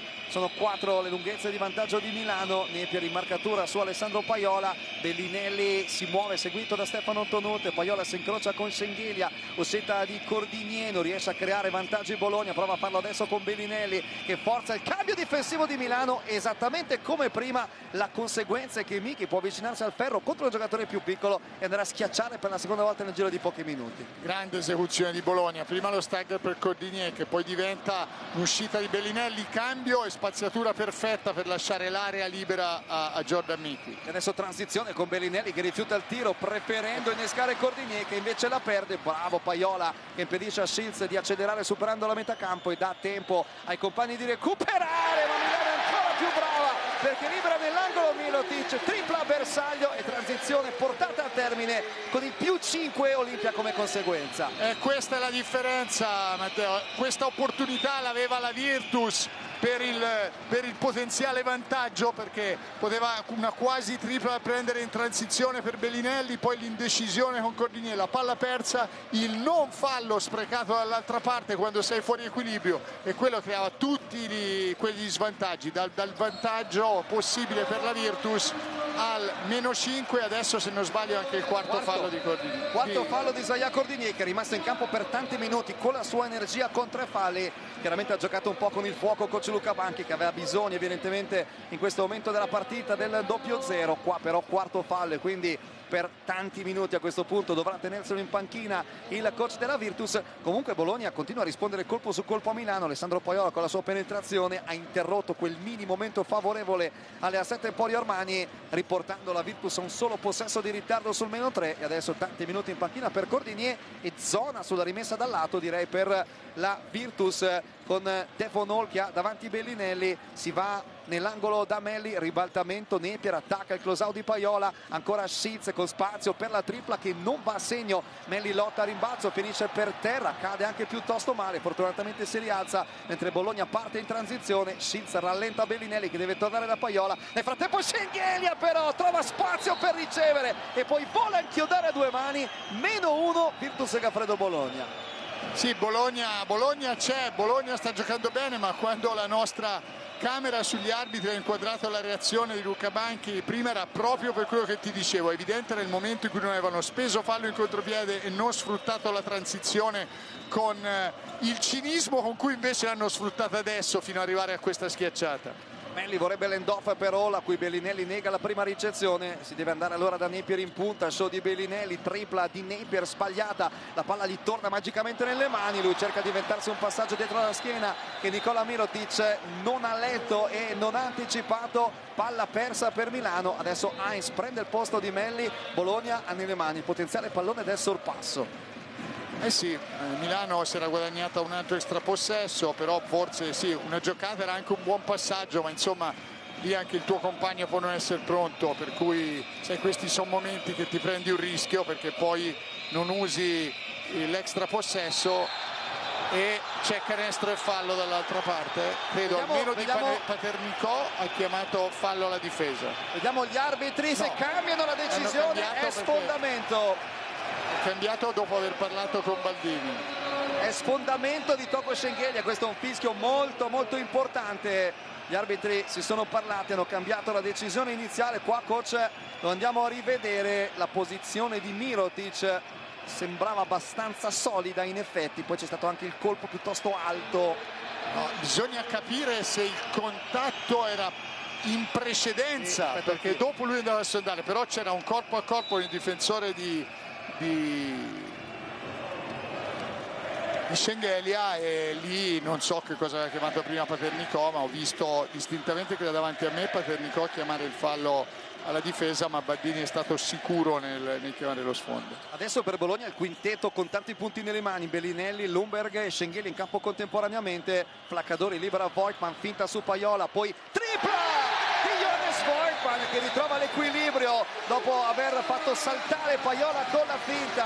Questo significa break per Milano che sale sul +4. Coach Luca Banchi chiama time out, anche perché se Voigtmann entra in partita con le sue qualità di tiratore per aprire ulteriormente il campo può essere un'arma molto importante per Milano. Sì, e questo era un tiro difficile, come hai detto te, la finta, recuperare l'equilibrio, bravo lui, è un momento difficile. Milano, Bologna con due potenziali sorpassi viene ricacciata dietro.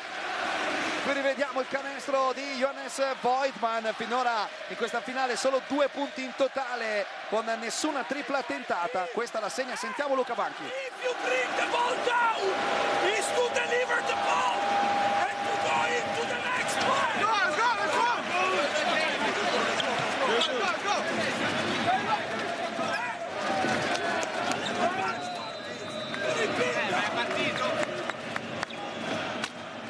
Abbiamo sentito soltanto la parte finale del time out di coach Luca Banchi. Di sicuro l'impressione è che sia un momento favorevole a Milano, però la Virtus è ancora lì a -4, i possessi di ritardo sono soltanto 2, è ancora una gara estremamente aperta ed equilibrata. Sì, assolutamente, è chiaro che la Virtus ha il rimpianto che ha avuto 2 o 3 situazioni veramente per mettere la testa avanti, che poteva significare anche, no, anche non è tanto in termini di punti ma è tanto dal punto di vista psicologico. La Virtus sta giocando sul filo dell'errore, non puoi sbagliare mai, gioca una pressione in più perché sennò vedi -5 puoi andare -10 in un attimo. Se avesse ribaltato questo la condizione psicologica cambiava per Milano. Non cambia quintetto coach Banchi, Bellinelli innescato, tripla sbagliata, rimbalzo Schengelia con un grande salto, prova ad anticipare Heinz, la toccano tutti e alla fine il fallo è proprio del veterano dell'Olimpia, numero 42, potenzialmente forse alle ultime gare della carriera. Secondo fallo personale per Kyle Heinz. Intanto Milano ha tolto Shabazz Napier, ha inserito Diego Flaccadori che era stato il più prolifico nel primo tempo con 10 punti segnati. Qua si rivede la trattenuta di Heinz ai danni di Jordan Mickey, rimessa dal fondo di Marco Bellinelli. Mickey per Paiola, pressato da Flaccadori, bravo Paiola perché si accorge che Flaccadori addosso e che mettendo palla per terra così la conseguenza è il terzo fallo personale dell'ex Trento e Bayern Monaco. Sì, questo è un altro fatto importante perché Bologna in bonus questi 4 minuti li gioca tutti senza poter spendere fallo, mentre Milano ha speso questo e ne ha ancora altri 2, per cui potrà incrementare l'aggressività a Milano per fare un paio di recuperi che potrebbero essere molto importanti. Schiltz in difesa su Ipe Lumberg, pick and roll con Miki, Lumberg rimane con Schiltz, Miki blocca una seconda volta e adesso Voigtmann ruota sul danese che prova con un runner a trovare il canestro, non ci riesce, rimbalzo per Xavon Schiltz, riparte Flaccadori superando in velocità la metà campo, preso in consegna proprio da Ipe Lumberg. Schengelia segue l'uscita per bloccare di Voigtmann, cambia su Flaccadori, Heinz vuole andare a cercare il tedesco accoppiato a Schengelia, ecco Voigtmann che riceve, spalla a canestro, tiro cadendo indietro con Paraboli parabola molto alta, sbagliato, Paiola, rimbalzo, anticipa Heinz, Bologna può andare, Milano rientra bene, non concede spazi in velocità alla Virtus, ecco l'uscita di Bellinelli su cui cambia Heinz e allora saggiamente Bellinelli va a cercare il mismatch sotto, Miki torna da Bellinelli con l'end-off, Bellinelli sbaglia il tiro, rimbalzo Voigtmann, Milano prova a correre, arriva Heinz a ricevere, preso in consegna da Paiola, Heinz lo attacca, Paiola finisce per terra, Heinz cambia lato, Voigtmann per Flaccadori, a 3 minuti dalla fine del terzo quarto si crea un mismatch perché Lumberg prende Voigtmann che infatti prova ad andare in avvicinamento, riapre Hall, extra pass, Shields tripla frontale molto ben costruita che sembra destinata a entrare ma il ferro fa uscire incredibilmente, allora si rimane sul meno 4 e possesso Bologna in un momento della partita in cui entrambe le squadre fanno molta fatica a segnare. Miki blocca per Lumberg, Scinghelia vuole andare con l'end-off per Paiola che ha un po' di spazio per attaccare l'area pitturata, Alessandro Paiola fino in fondo, layup mancino, meno 2 Virtus. Sì, sono sempre lì, veramente bravi a tutte e due le squadre, bravi, non concedono di orgoglio, di tecnica, di lettura, di difesa, di cuore, di testa all'altra di andare via in maniera significativa. Shields non gli riesce all'end-one, la palla non entra dopo il contatto con Ife Lumberg, adesso è il momento dei campioni, chiaramente Shavon Shields comincia a provare a fare la differenza con le sue qualità individuali, con i suoi classici 1 contro 1 e allora serve più difesa alla Virtus, abbia Abbas in campo al posto di Marco Bellinelli e 2 liberi per il danese dell'Olimpia. Sì, ha bisogno Bologna di continuare a trovare attacco, quindi protagonisti diversi e chiaramente in difesa come hai detto tu, adesso giocatori come Shields o le prime punte di Milano si cominceranno ad attivare con questo quintetto. È chiaro che Shields spesso è il terminale vero e proprio di ogni possesso. Ancora una grande partita per Alessandro Paiola dopo 4 punti, 7 rimbalzi e 10 assist di gara 2, quest'oggi 7 punti con 7 assist per il playmaker marchigiano della Virtus, autore finora di una serie davvero molto positiva e questo è importante anche in chiave azzurra visto che sarà fra i protagonisti del preolimpico. Miki riceve fuori dall'arco dei 3 punti, va da Abbas che ha davanti Shields, grande battaglia per la posizione fra Miki e Devon Hall, un paio di sportellate, poi il tiro di Miki che prova ad alzare la parabola, Hall gli prende la mano per contestarlo, commette fallo, 2 liberi per Jordan Miki, ancora brava la Virtus a identificare il vantaggio e andare a esplorare il mismatch fisico con Miki che ha più centimetri rispetto a Hall. Sì, e poi bravo lui a finire in un fazzoletto perché come vedi c'era pronto Kyle Heinz che ha i tempi poi di fare un ulteriore scivolamento e di chiudere se si fosse avvicinato ulteriormente al canestro, con giocatori pronti a fare rotazione con Scinghelia, però è chiaro che con Scinghelia e Miki riescono un po' a trovare questi spazi perché sono 2 giocatori che possono giocare anche nelle zone intermedie del campo e avere l'equilibrio per usare questi palleggi. Adesso dovrebbe entrare Dunston e vediamo, magari dà un po' più di difesa, ma magari una dei 2 lunghi che hanno queste caratteristiche dovrà andare a riposare. Mossa interessante da parte di coach Luca Banchi che schiera il doppio playmaker Hackett di fianco ad Alessandro Paiola, un Daniel Hackett ancora piuttosto sottotono quest'oggi, 0 punti in 10 minuti con un solo tiro preso e sbagliato, secondo libero sbagliato, lancia Flaccadori in campo aperto, layup vincente per Diego Flaccadori. Milano trova punti in transizione sempre molto importanti in una gara in cui le distanze sono minime, adesso è più 5 Olimpia,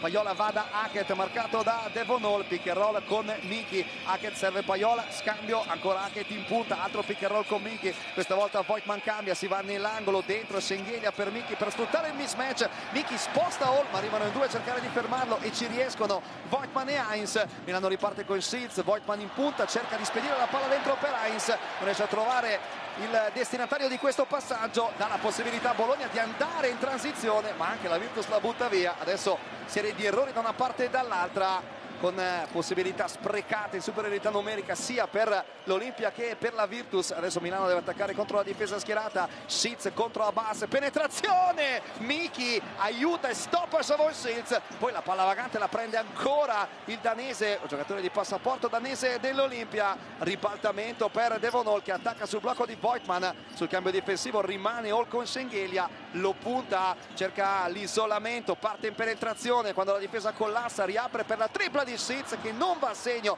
non riesce neanche a segnare con il tappignon. Voigtmann in questa fase di gara, coach, si segna veramente pochissimo. Adesso c'è una differenza di 6 secondi tra i due cronometri e Bologna vuole usare tutto il tempo a sua disposizione per non darne troppo per la replica a Milano. Finché si avvicina per portare il blocco, Paiola va da Schengelia, 5 secondi per andare al tiro, Paiola rimane con Voigtmann, prova ad andare dentro da Jordan Mickey, gestione perfetta di Alessandro Paiola che gioca perfettamente il pick and roll dall'altra parte, Schild triplicato, la butta per aria ma non riesce a trovare il canestro sulla sirena e dopo 30 minuti di basket sono 3 i punti di vantaggio di Milano, 62-7 Emporio Armani, 59 Virtus e Gaffredo Bologna. Qua la gestione ancora perfetta del pick and roll sull'asse Paiola Mickey.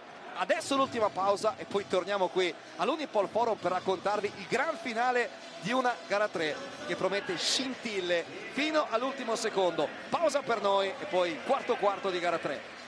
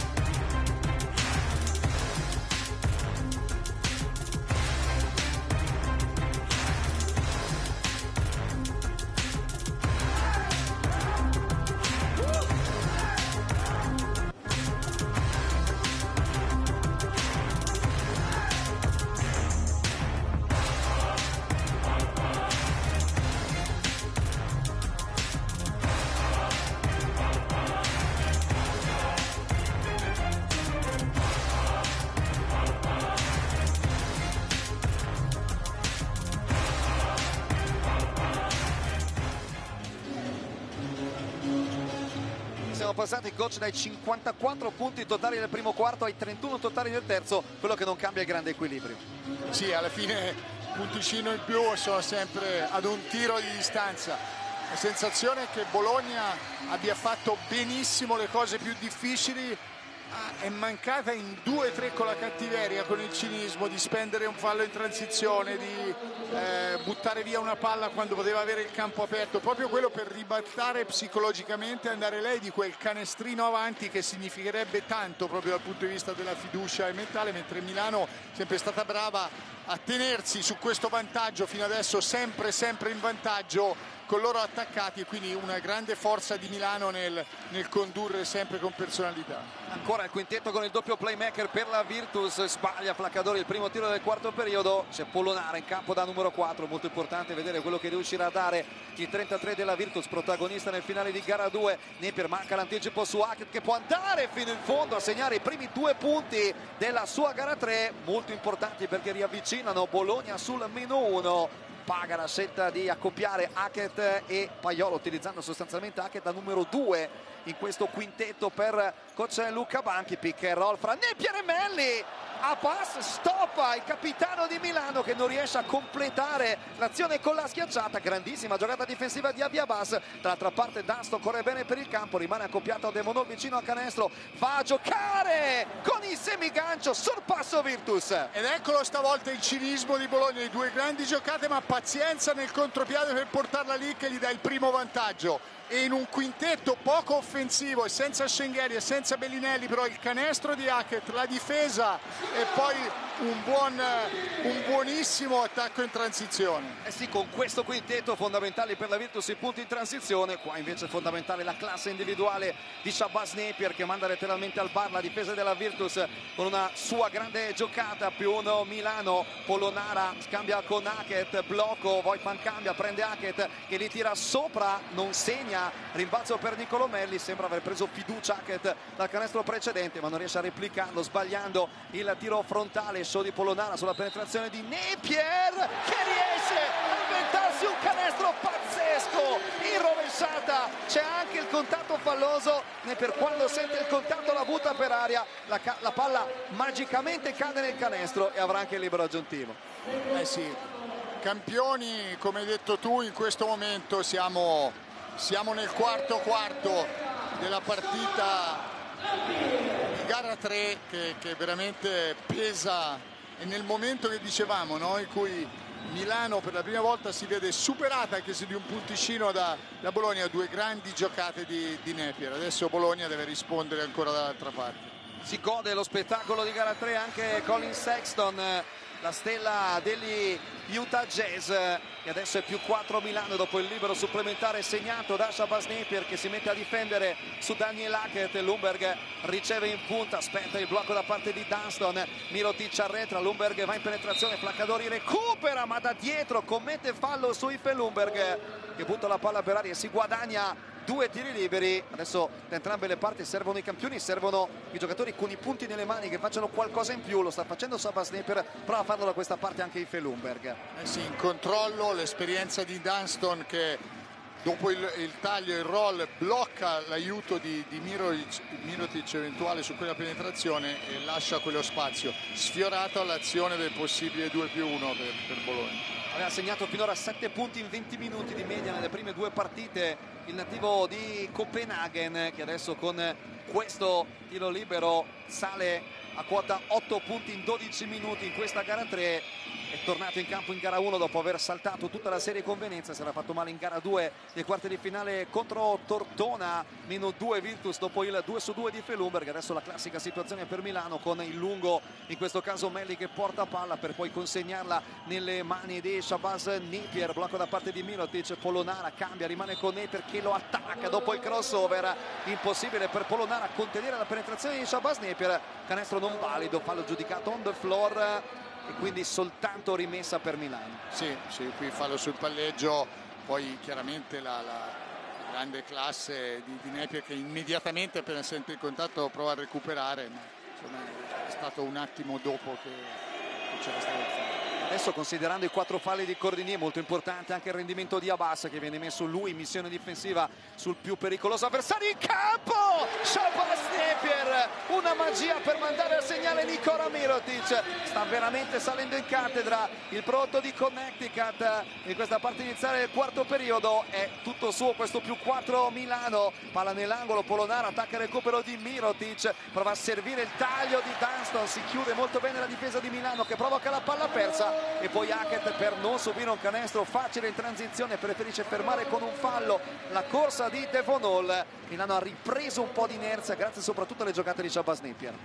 Sì, quello è stato, diciamo, quello che ha risolto tutte le cose in attacco, però adesso c'è stata la difesa, cioè Bologna, come dicevamo, questo quintetto, se perdi un pallone poi se ne guai. Ognuno qui deve stare bello in equilibrio, a eseguire, aspettare, trovare gli spazi per Lundberg o eventualmente per Hackett, che nel finale di possesso riescono a trovare le letture giuste. Ecco Hackett da 3 in transizione, importante, lo sbaglia, grande salto di Ola, rimbalza ad anticipare Achille Polonara. Prima tripla sbagliata per Mirotic, soltanto 6 triple segnate su 22 tentativi quest'oggi per l'Olimpia. Melia un mismatch contro Hackett, che non può fare altro che commettere fallo per fermare o per rallentare Niccolò Melli. Terzo fallo personale per Hackett, che ci sta provando a dispetto di una condizione difficile. Qua però si trova in una situazione oggettivamente complicatissima in difesa e a quel punto lì la cosa migliore è spendere fallo.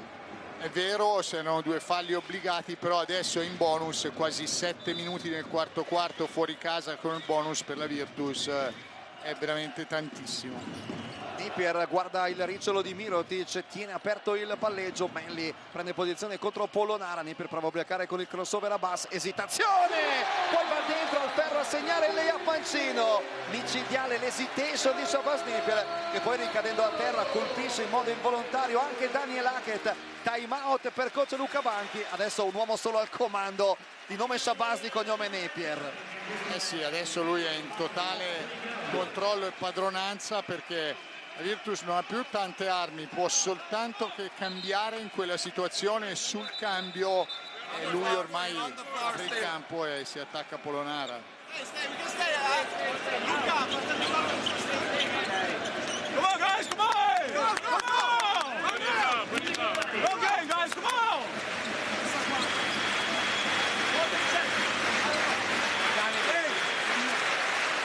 Bellinelli è il primo che cerca di caricare i compagni. Rinuncia al time out. Gli arbitri stanno verificando qualcosa all'insta replay e adesso Luca Banchi, che aveva chiamato il time out, chiede forse di poter rinunciare visto che c'è stata già questa pausa per una verifica all'insta replay. Sarebbe questo secondo time out nella seconda metà partita per la Virtus. Qua vediamo dalla ref cam anche quello che gli arbitri stanno riguardando, il contatto fra Melli e Hackett per vedere se ci poteva essere qualcosa di irregolare. Chiaramente si trattava di una potenziale alterco fisico, quindi in questi casi gli arbitri possono sempre andare a rivedere, però Paternicò ha indicato che non c'è nulla di irregolare, nulla di falloso, e Banchi conferma il fatto di non voler più il time out visto che ha approfittato della pausa per parlare con i suoi giocatori e il time out non lo chiama, viene tolto alla Virtus. Esattamente, però lui ha avuto modo di parlare, hanno verificato questo, però ecco, adesso in una partita che è stata sempre alla pari è il momento di maggiore difficoltà della Virtus, perché si trova, c'è ancora una richiesta e una chiacchierata con gli arbitri, gli allenatori, che facciamo fatica a comprendere. Io credo che Banchi voglia la conferma che il time out gli sia tolto, perché il tabellone ancora segna 2 time out alla Virtus, forse è quello il motivo per cui Banchi continua a parlare con gli arbitri. Ha approfittato della pausa instant play per parlare con la squadra e quindi credo che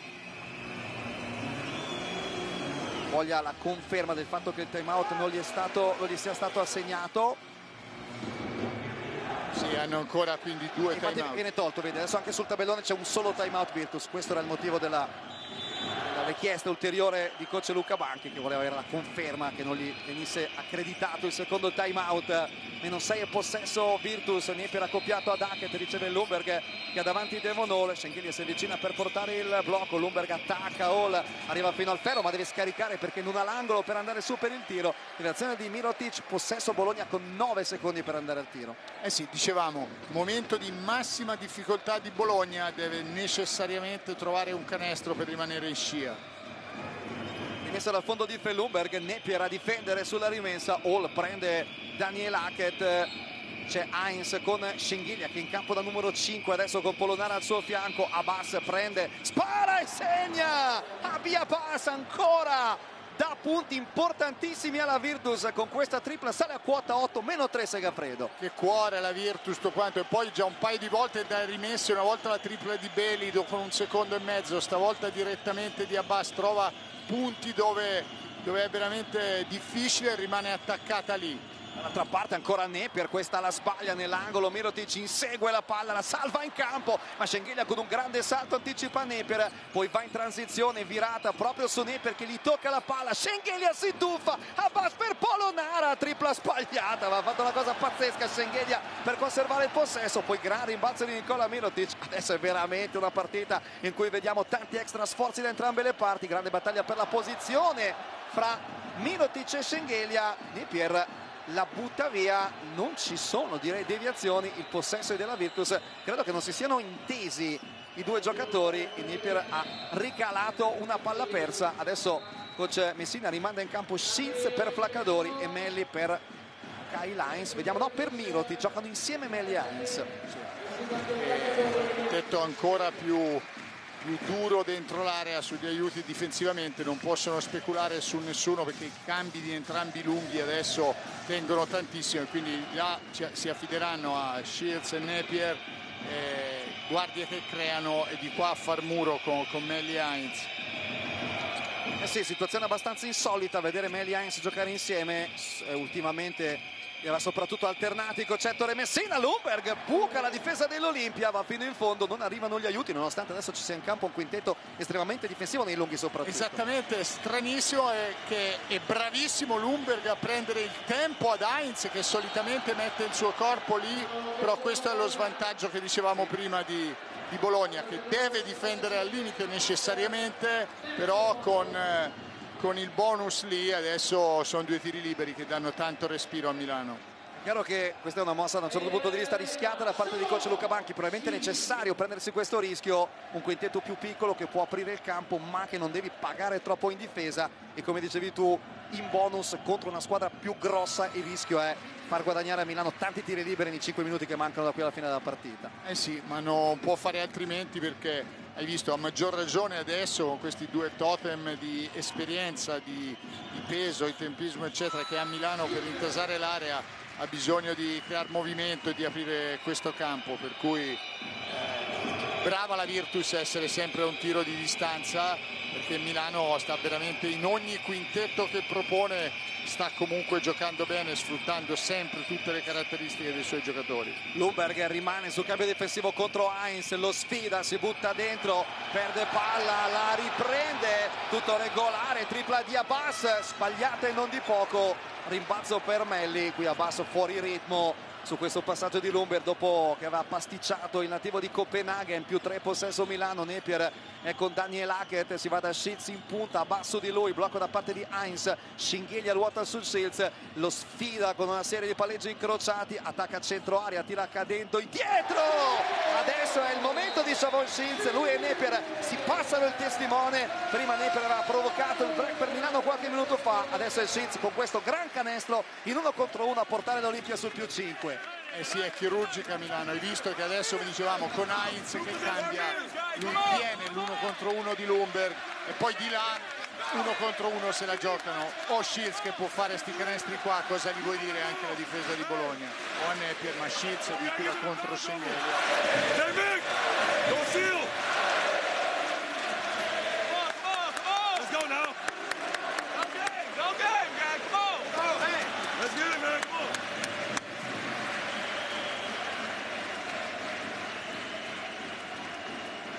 Da questo punto di vista questa gara ricorda un po' gara 1, tanto equilibrio, poi le giocate individuali di Napier e di Shields che spostano l'ago della bilancia, una gara decisa dai campioni come potrebbe essere questa, almeno in questo momento, questo più 5 per buona parte frutto di giocate individuali di questi giocatori, ma ascoltiamo coach Banchi.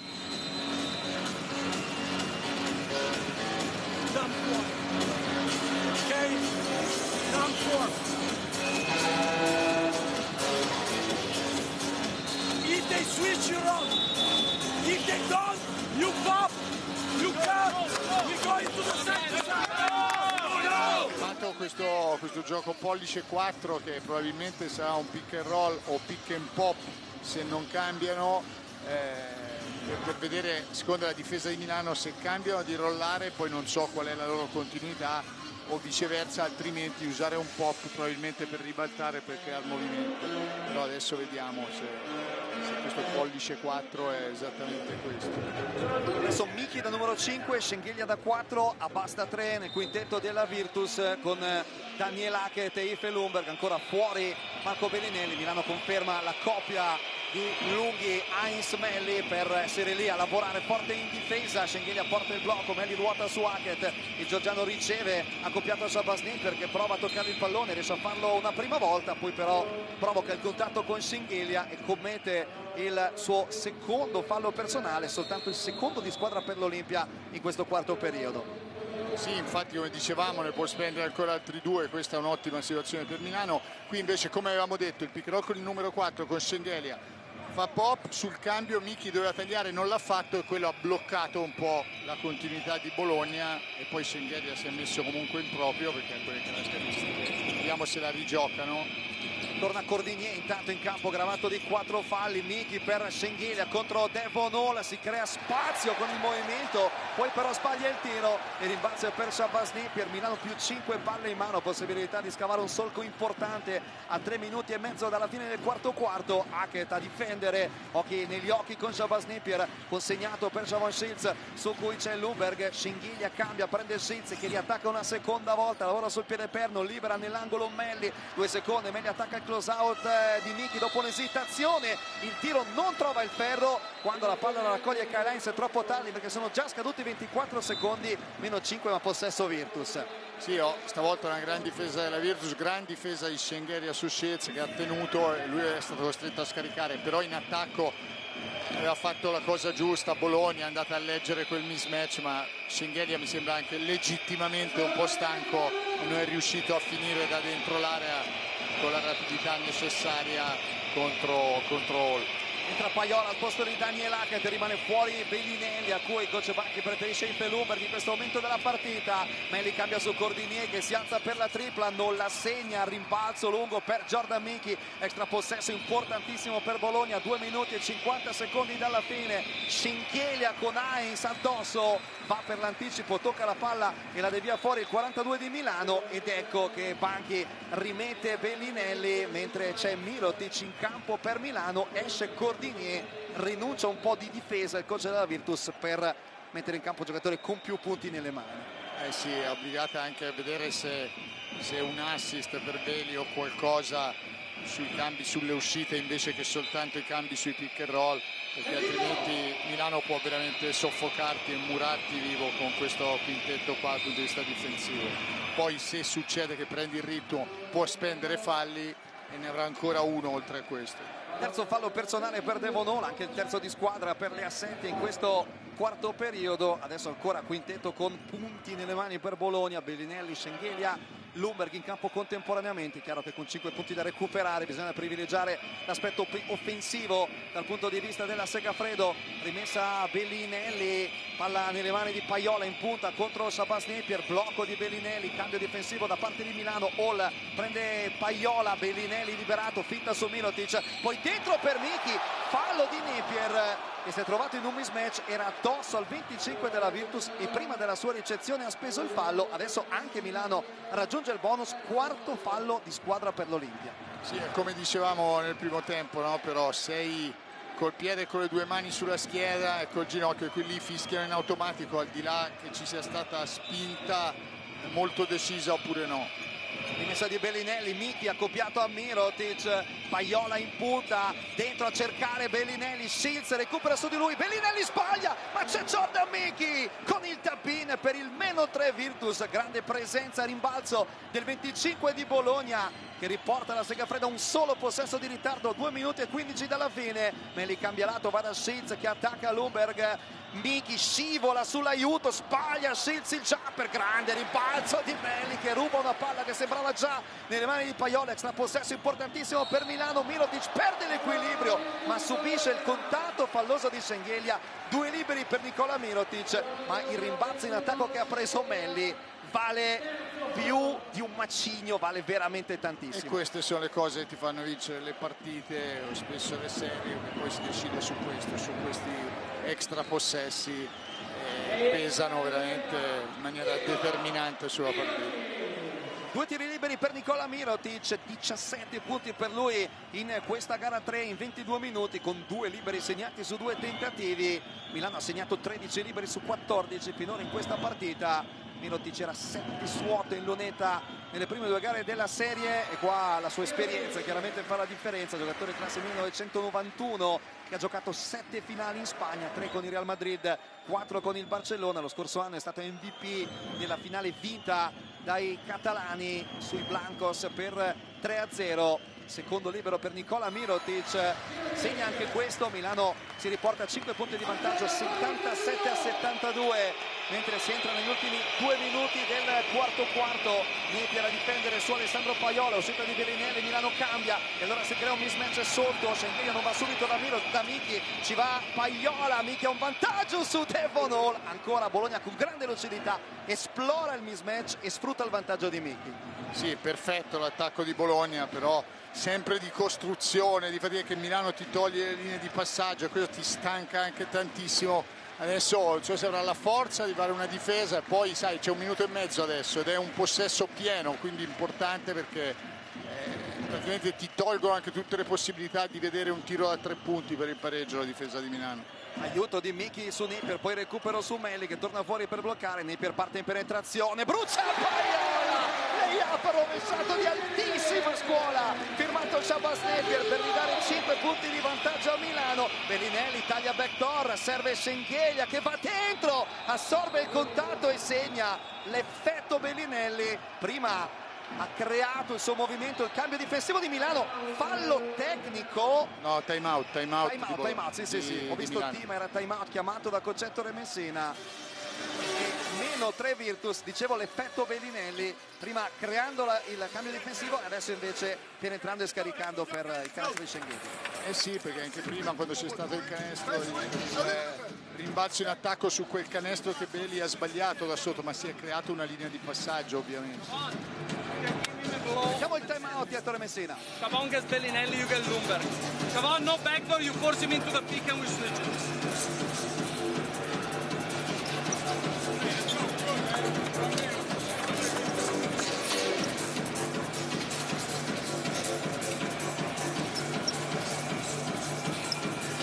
Quello che diceva Fioretti su Bellinelli, non lasciamolo il backdoor, portiamolo verso il blocco e poi cambiate. Esattamente, per evitare quello che dicevi tu, perché lui crea queste seconde linee di passaggio con un vantaggio, invece vogliono mandarlo sul blocco e poi con un cambio del lungo che è una taglia maggiore negare il passaggio.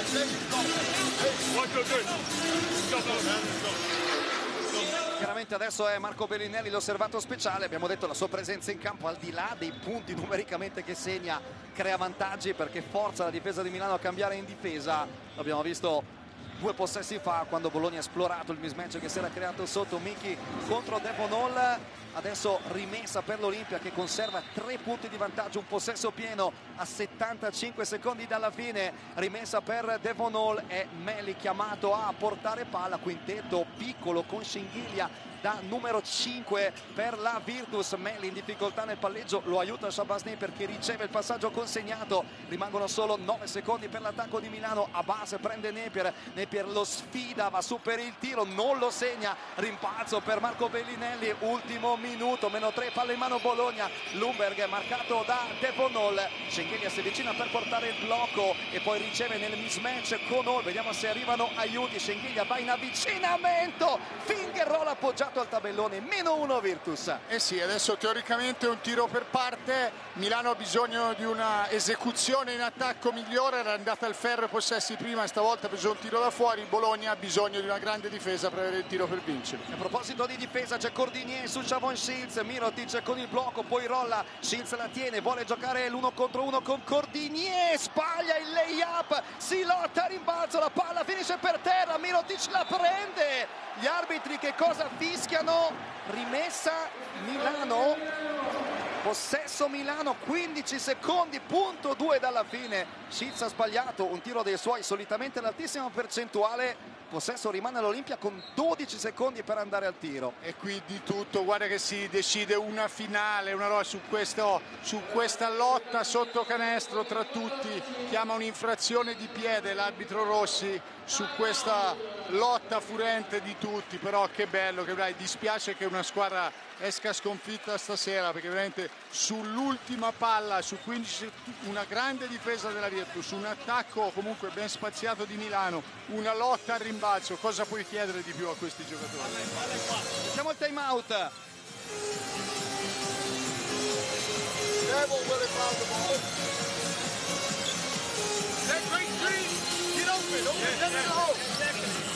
Don't get close to the line because they got the watch them flopping on the screen. Remember the banana better stairs. Watch them flopping on the screen.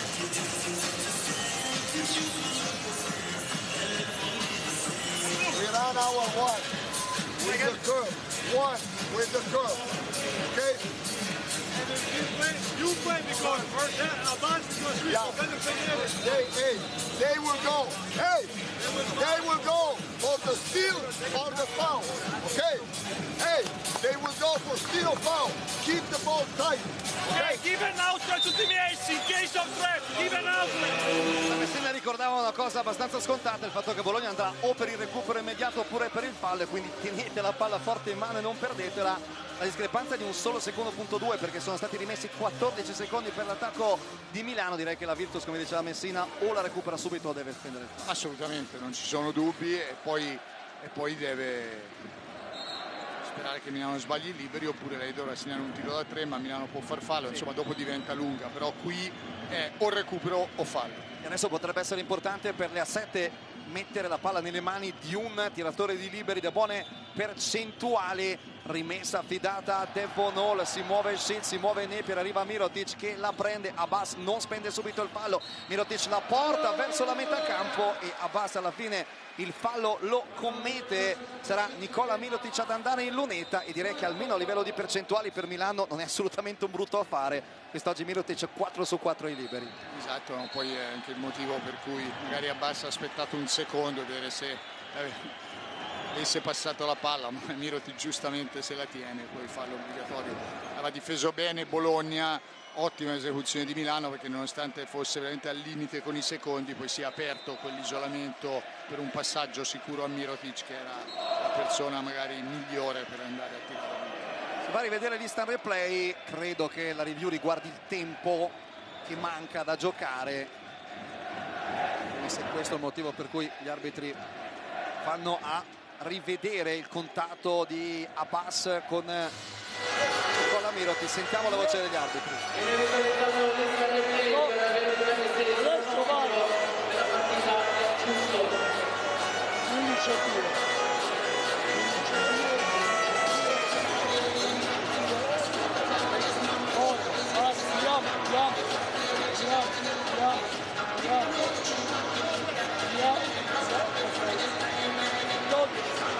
Sì, era proprio questo il motivo dell'instant replay, verificare che il tempo fosse stato fermato correttamente, e vengono lasciati 12 secondi sul cronometro. Nikola Mirotic finora in queste finali ha segnato 11 liberi su 12, nei playoff aveva il 90% prima di questa partita, 87% invece la sua statistica in campionato. Poi chiaramente il coach, anche se dovesse segnarli entrambi, Bologna potrebbe sulla carta pareggiare la partita con una tripla, però a quel punto Milano potrebbe spendere un fallo. La Virtus ha ancora un time out che potrebbe chiamare in caso di secondo libero assegno per Nikola Mirotic. Eh sì, tutti questi scenari possibili, però adesso se Mirotic fa 2 su 2.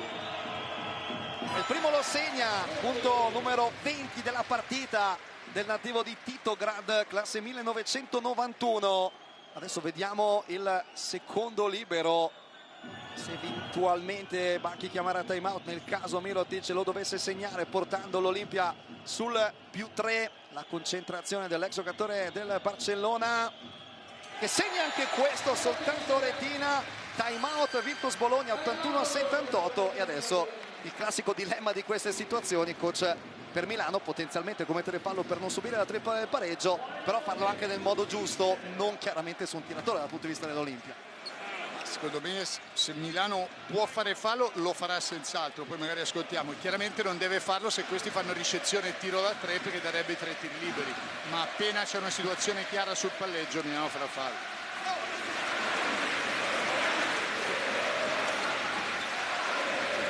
Si flash. Abi, quando usi il blocco di Belli, sprinting corner. If he's open, it's a 3-point shot, okay?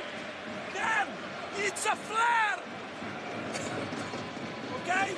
And here it's like this. Pay attention, because if the ball is going here and you don't have a shot, we have the cut of the passer, okay? And we have this action, okay? If they fall, hey, shoot the ball if they fall. If they fall, shoot. L'idea di Banchi ovviamente è di provare un tiro da 3 punti anche subito, perché Abbas prenderà un blocco di Berri e sprinta fuori dai 3 punti, per cui se è libero lì e ha la separazione deve prendere e tirare subito, altrimenti vanno con un blocco in allontanamento. Poi non ho capito bene la spaziatura o per chi, ma chiaramente vanno per tante opzioni sul tiro da 3. Vediamo se Milano vuol far scorrere dei secondi o se riesce a prendere il tempo per fare un fallo prima. Tanti piccoli dettagli qua dentro.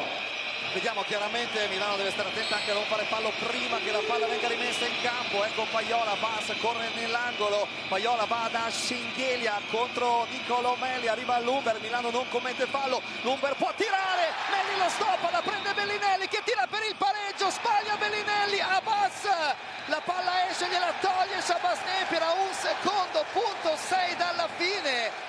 Milano non ha commesso fallo, gli arbitri vanno a rivedere di chi è questa rimessa. Scelta coraggiosa dell'Olimpia che ha lasciato il potenziale tiro del pareggio alla Virtus, e adesso insta replay per determinare chi avrà la rimessa a disposizione. Sì, perché l'esecuzione, come avevamo detto, è andata a Schengelia, lì voleva far scorrere altri secondi Milano, poi ha difeso bene, Melli stoppato, però era finita nelle mani di Belli che poteva veramente anche pareggiare. Vediamo qui, ce l'ha Abbas, poi arriva Napier,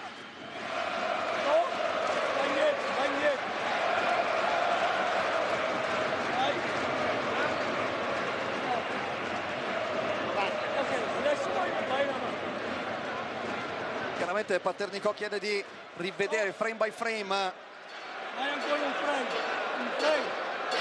Forse sembra la mano sinistra di Napier l'ultima a toccarla, però è molto complicato. Molto difficile, però devono cambiare la decisione, no? Perché hanno assegnato la rimessa a Milano, giusto? Da qui non riesco a vedere il canestro in mezzo, ma devono essere sicuri di cambiare la decisione per darla a Bologna. Se sarà rimessa di Bologna, ha un'altra esecuzione per poter tirare con un secondo e mezzo. Quando batte per terra la palla abbiamo il tempo. Apri tutto, vai. Adesso vogliono verificare chiaramente anche esattamente quanto c'è da mettere sul cronometro gli arbitri. C'è 1.6 confermato, 1.6, e la rimessa è di Milano, con un secondo punto 6 da giocare.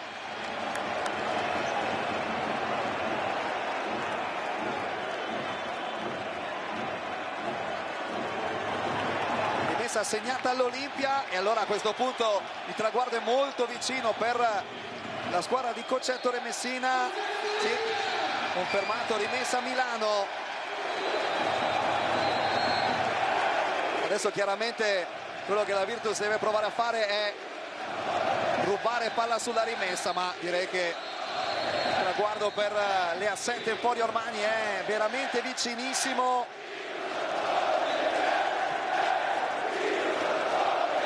Mentre il pubblico ha già cominciato a esultare, qua si rivede l'occasione che ha avuto Bologna, il tiro di Lumber stoppato da Melli, e poi quello di Marco Bellinelli che invece non è entrato. Sarà Devonol a effettuare la rimessa. Stoppata di Melli che potrebbe essere uno dei simboli di questa partita. Lancio lungo, la sfiora Melli, la palla esce, vediamo se c'è ancora tempo sul cronometro oppure se la partita è finita. È finita qui, Milano vince gara 3 e si porta avanti 2-1 nella serie, finisce 81-78 e sarà l'A7 Emporio Armani che fra 2 giorni, giovedì sera in gara 4, avrà il primo match point scudetto. Sì, cosa dire, un'altra partita veramente alla pari, come ti dicevo, un tocco, un dito, un extra possesso, un niente. Queste due squadre hanno giocato 3 partite assolutamente alla pari. Adesso è vero, Milano avrà il match ball in casa, però 3 partite alla pari, sono tutti i presupposti per cui una Bologna anche oggi straordinaria a giocarsela fino all'ultimo possesso faccia un'altra partita alla pari e vedremo un'altra partita probabilmente punto a punto. Bravi a tutti i protagonisti, tutte le squadre, gli staff tecnici, perché veramente si sono dati battaglia in ogni dettaglio, in ogni piccolo centimetro. Poi una deve uscire vincitrice, però insomma veramente bravi a tutti i protagonisti. Milano oggi ha condotto un po' di più tutta la partita e l'ha portata a casa tenendo questo vantaggio con il sudore fino veramente all'ultimo possesso. 21 di Nicola Mirotic, che poi ha messo anche i liberi dello scarto definitivo, 14 di Napier, 13 di Shields, 12 di Diego Flaccadori, 4 giocatori in doppia cifra per Milano, 17 Michi, 11 Schengelia, 10 Bellinelli, 11 Lumber per una Bologna che un po' come alla fine di gara 1 esce da una parte con la consapevolezza di essersela giocata, dall'altra con l'amarezza per aver ancora una volta perso un finale punto a punto come il supplementare poi della prima partita. Gli episodi, la gestione dei possessi finali ha premiato un'Olimpia cinica nel portare a casa il match, ma siamo pronti per ascoltare Nicola Mirotic.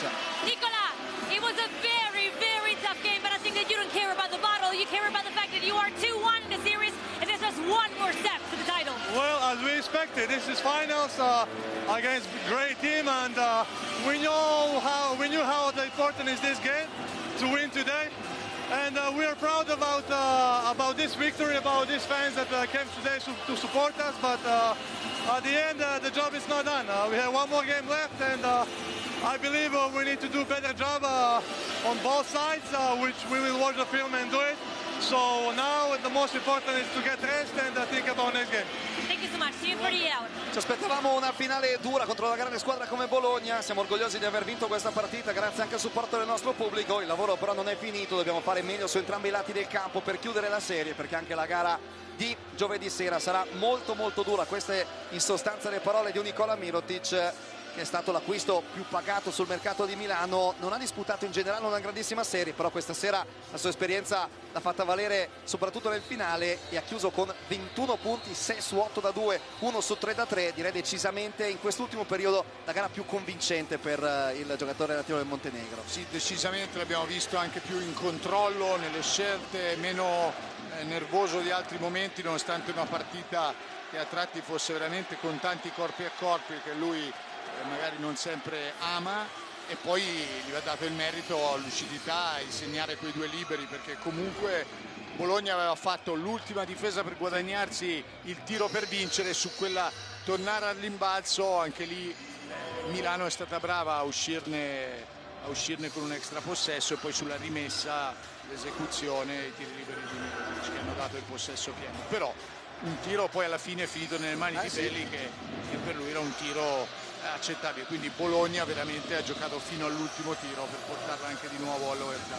Milano ha scelto di non fare fallo sotto di 3 punti, ha subito prima il tentativo da parte di Lumber, poi quello di Bellinelli che non è entrato. Alla fine termina il match con 3 punti di vantaggio per le Assetto Emporio Armani, 81-78, e adesso in chiave gara 4. Coach, era interessante vedere appunto la reazione emotiva di entrambe le parti, perché chiaramente Bologna ha dato tutto, il 110% in questa partita, è arrivata ancora a giocarsela punto a punto e alla fine è stata sconfitta. Per Milano una gara tirata, combattuta, condotta quasi sempre, però con Bologna sempre addosso e con la capacità, grazie anche ai suoi campioni, di giocarsi e gestire meglio forse i momenti più importanti. Sì, però Bologna che ha fatto anche le due buone difese, no? Sui possessi finali, una su Napier che ha contestato il tiro, l'ultima su Shields. È chiaro che Bologna, come ha fatto in gara 2, deve togliersi le scorie di questa partita, perché chiaramente fa male averne giocate, sai, fa male per chi ne ha giocate 3 alla pari, quella che è indietro chiaramente è psicologicamente più in difficoltà, e lo dovrà fare fuori casa, stando altri 48 ore in albergo, e non il comfort di giocare una partita in casa. Però ripeto, se dobbiamo pensare a quello che abbiamo visto per 3 partite eccellenti giocate da queste due grandi squadre, sono state 3 partite di equilibrio assoluto, e quindi noi non possiamo che pensare che ne sia un'altra così, e la sensazione è che se Milano vuole strappare per vincere dovrà veramente passare sopra il corpo di Bologna, perché questi ragazzi hanno dimostrato di avere oggi grande forza caratteriale, mentale e morale, per cui così come Milano l'ha avuta, per stare sempre sul filo di un vantaggio risicato, ma tenendolo per tutta la partita.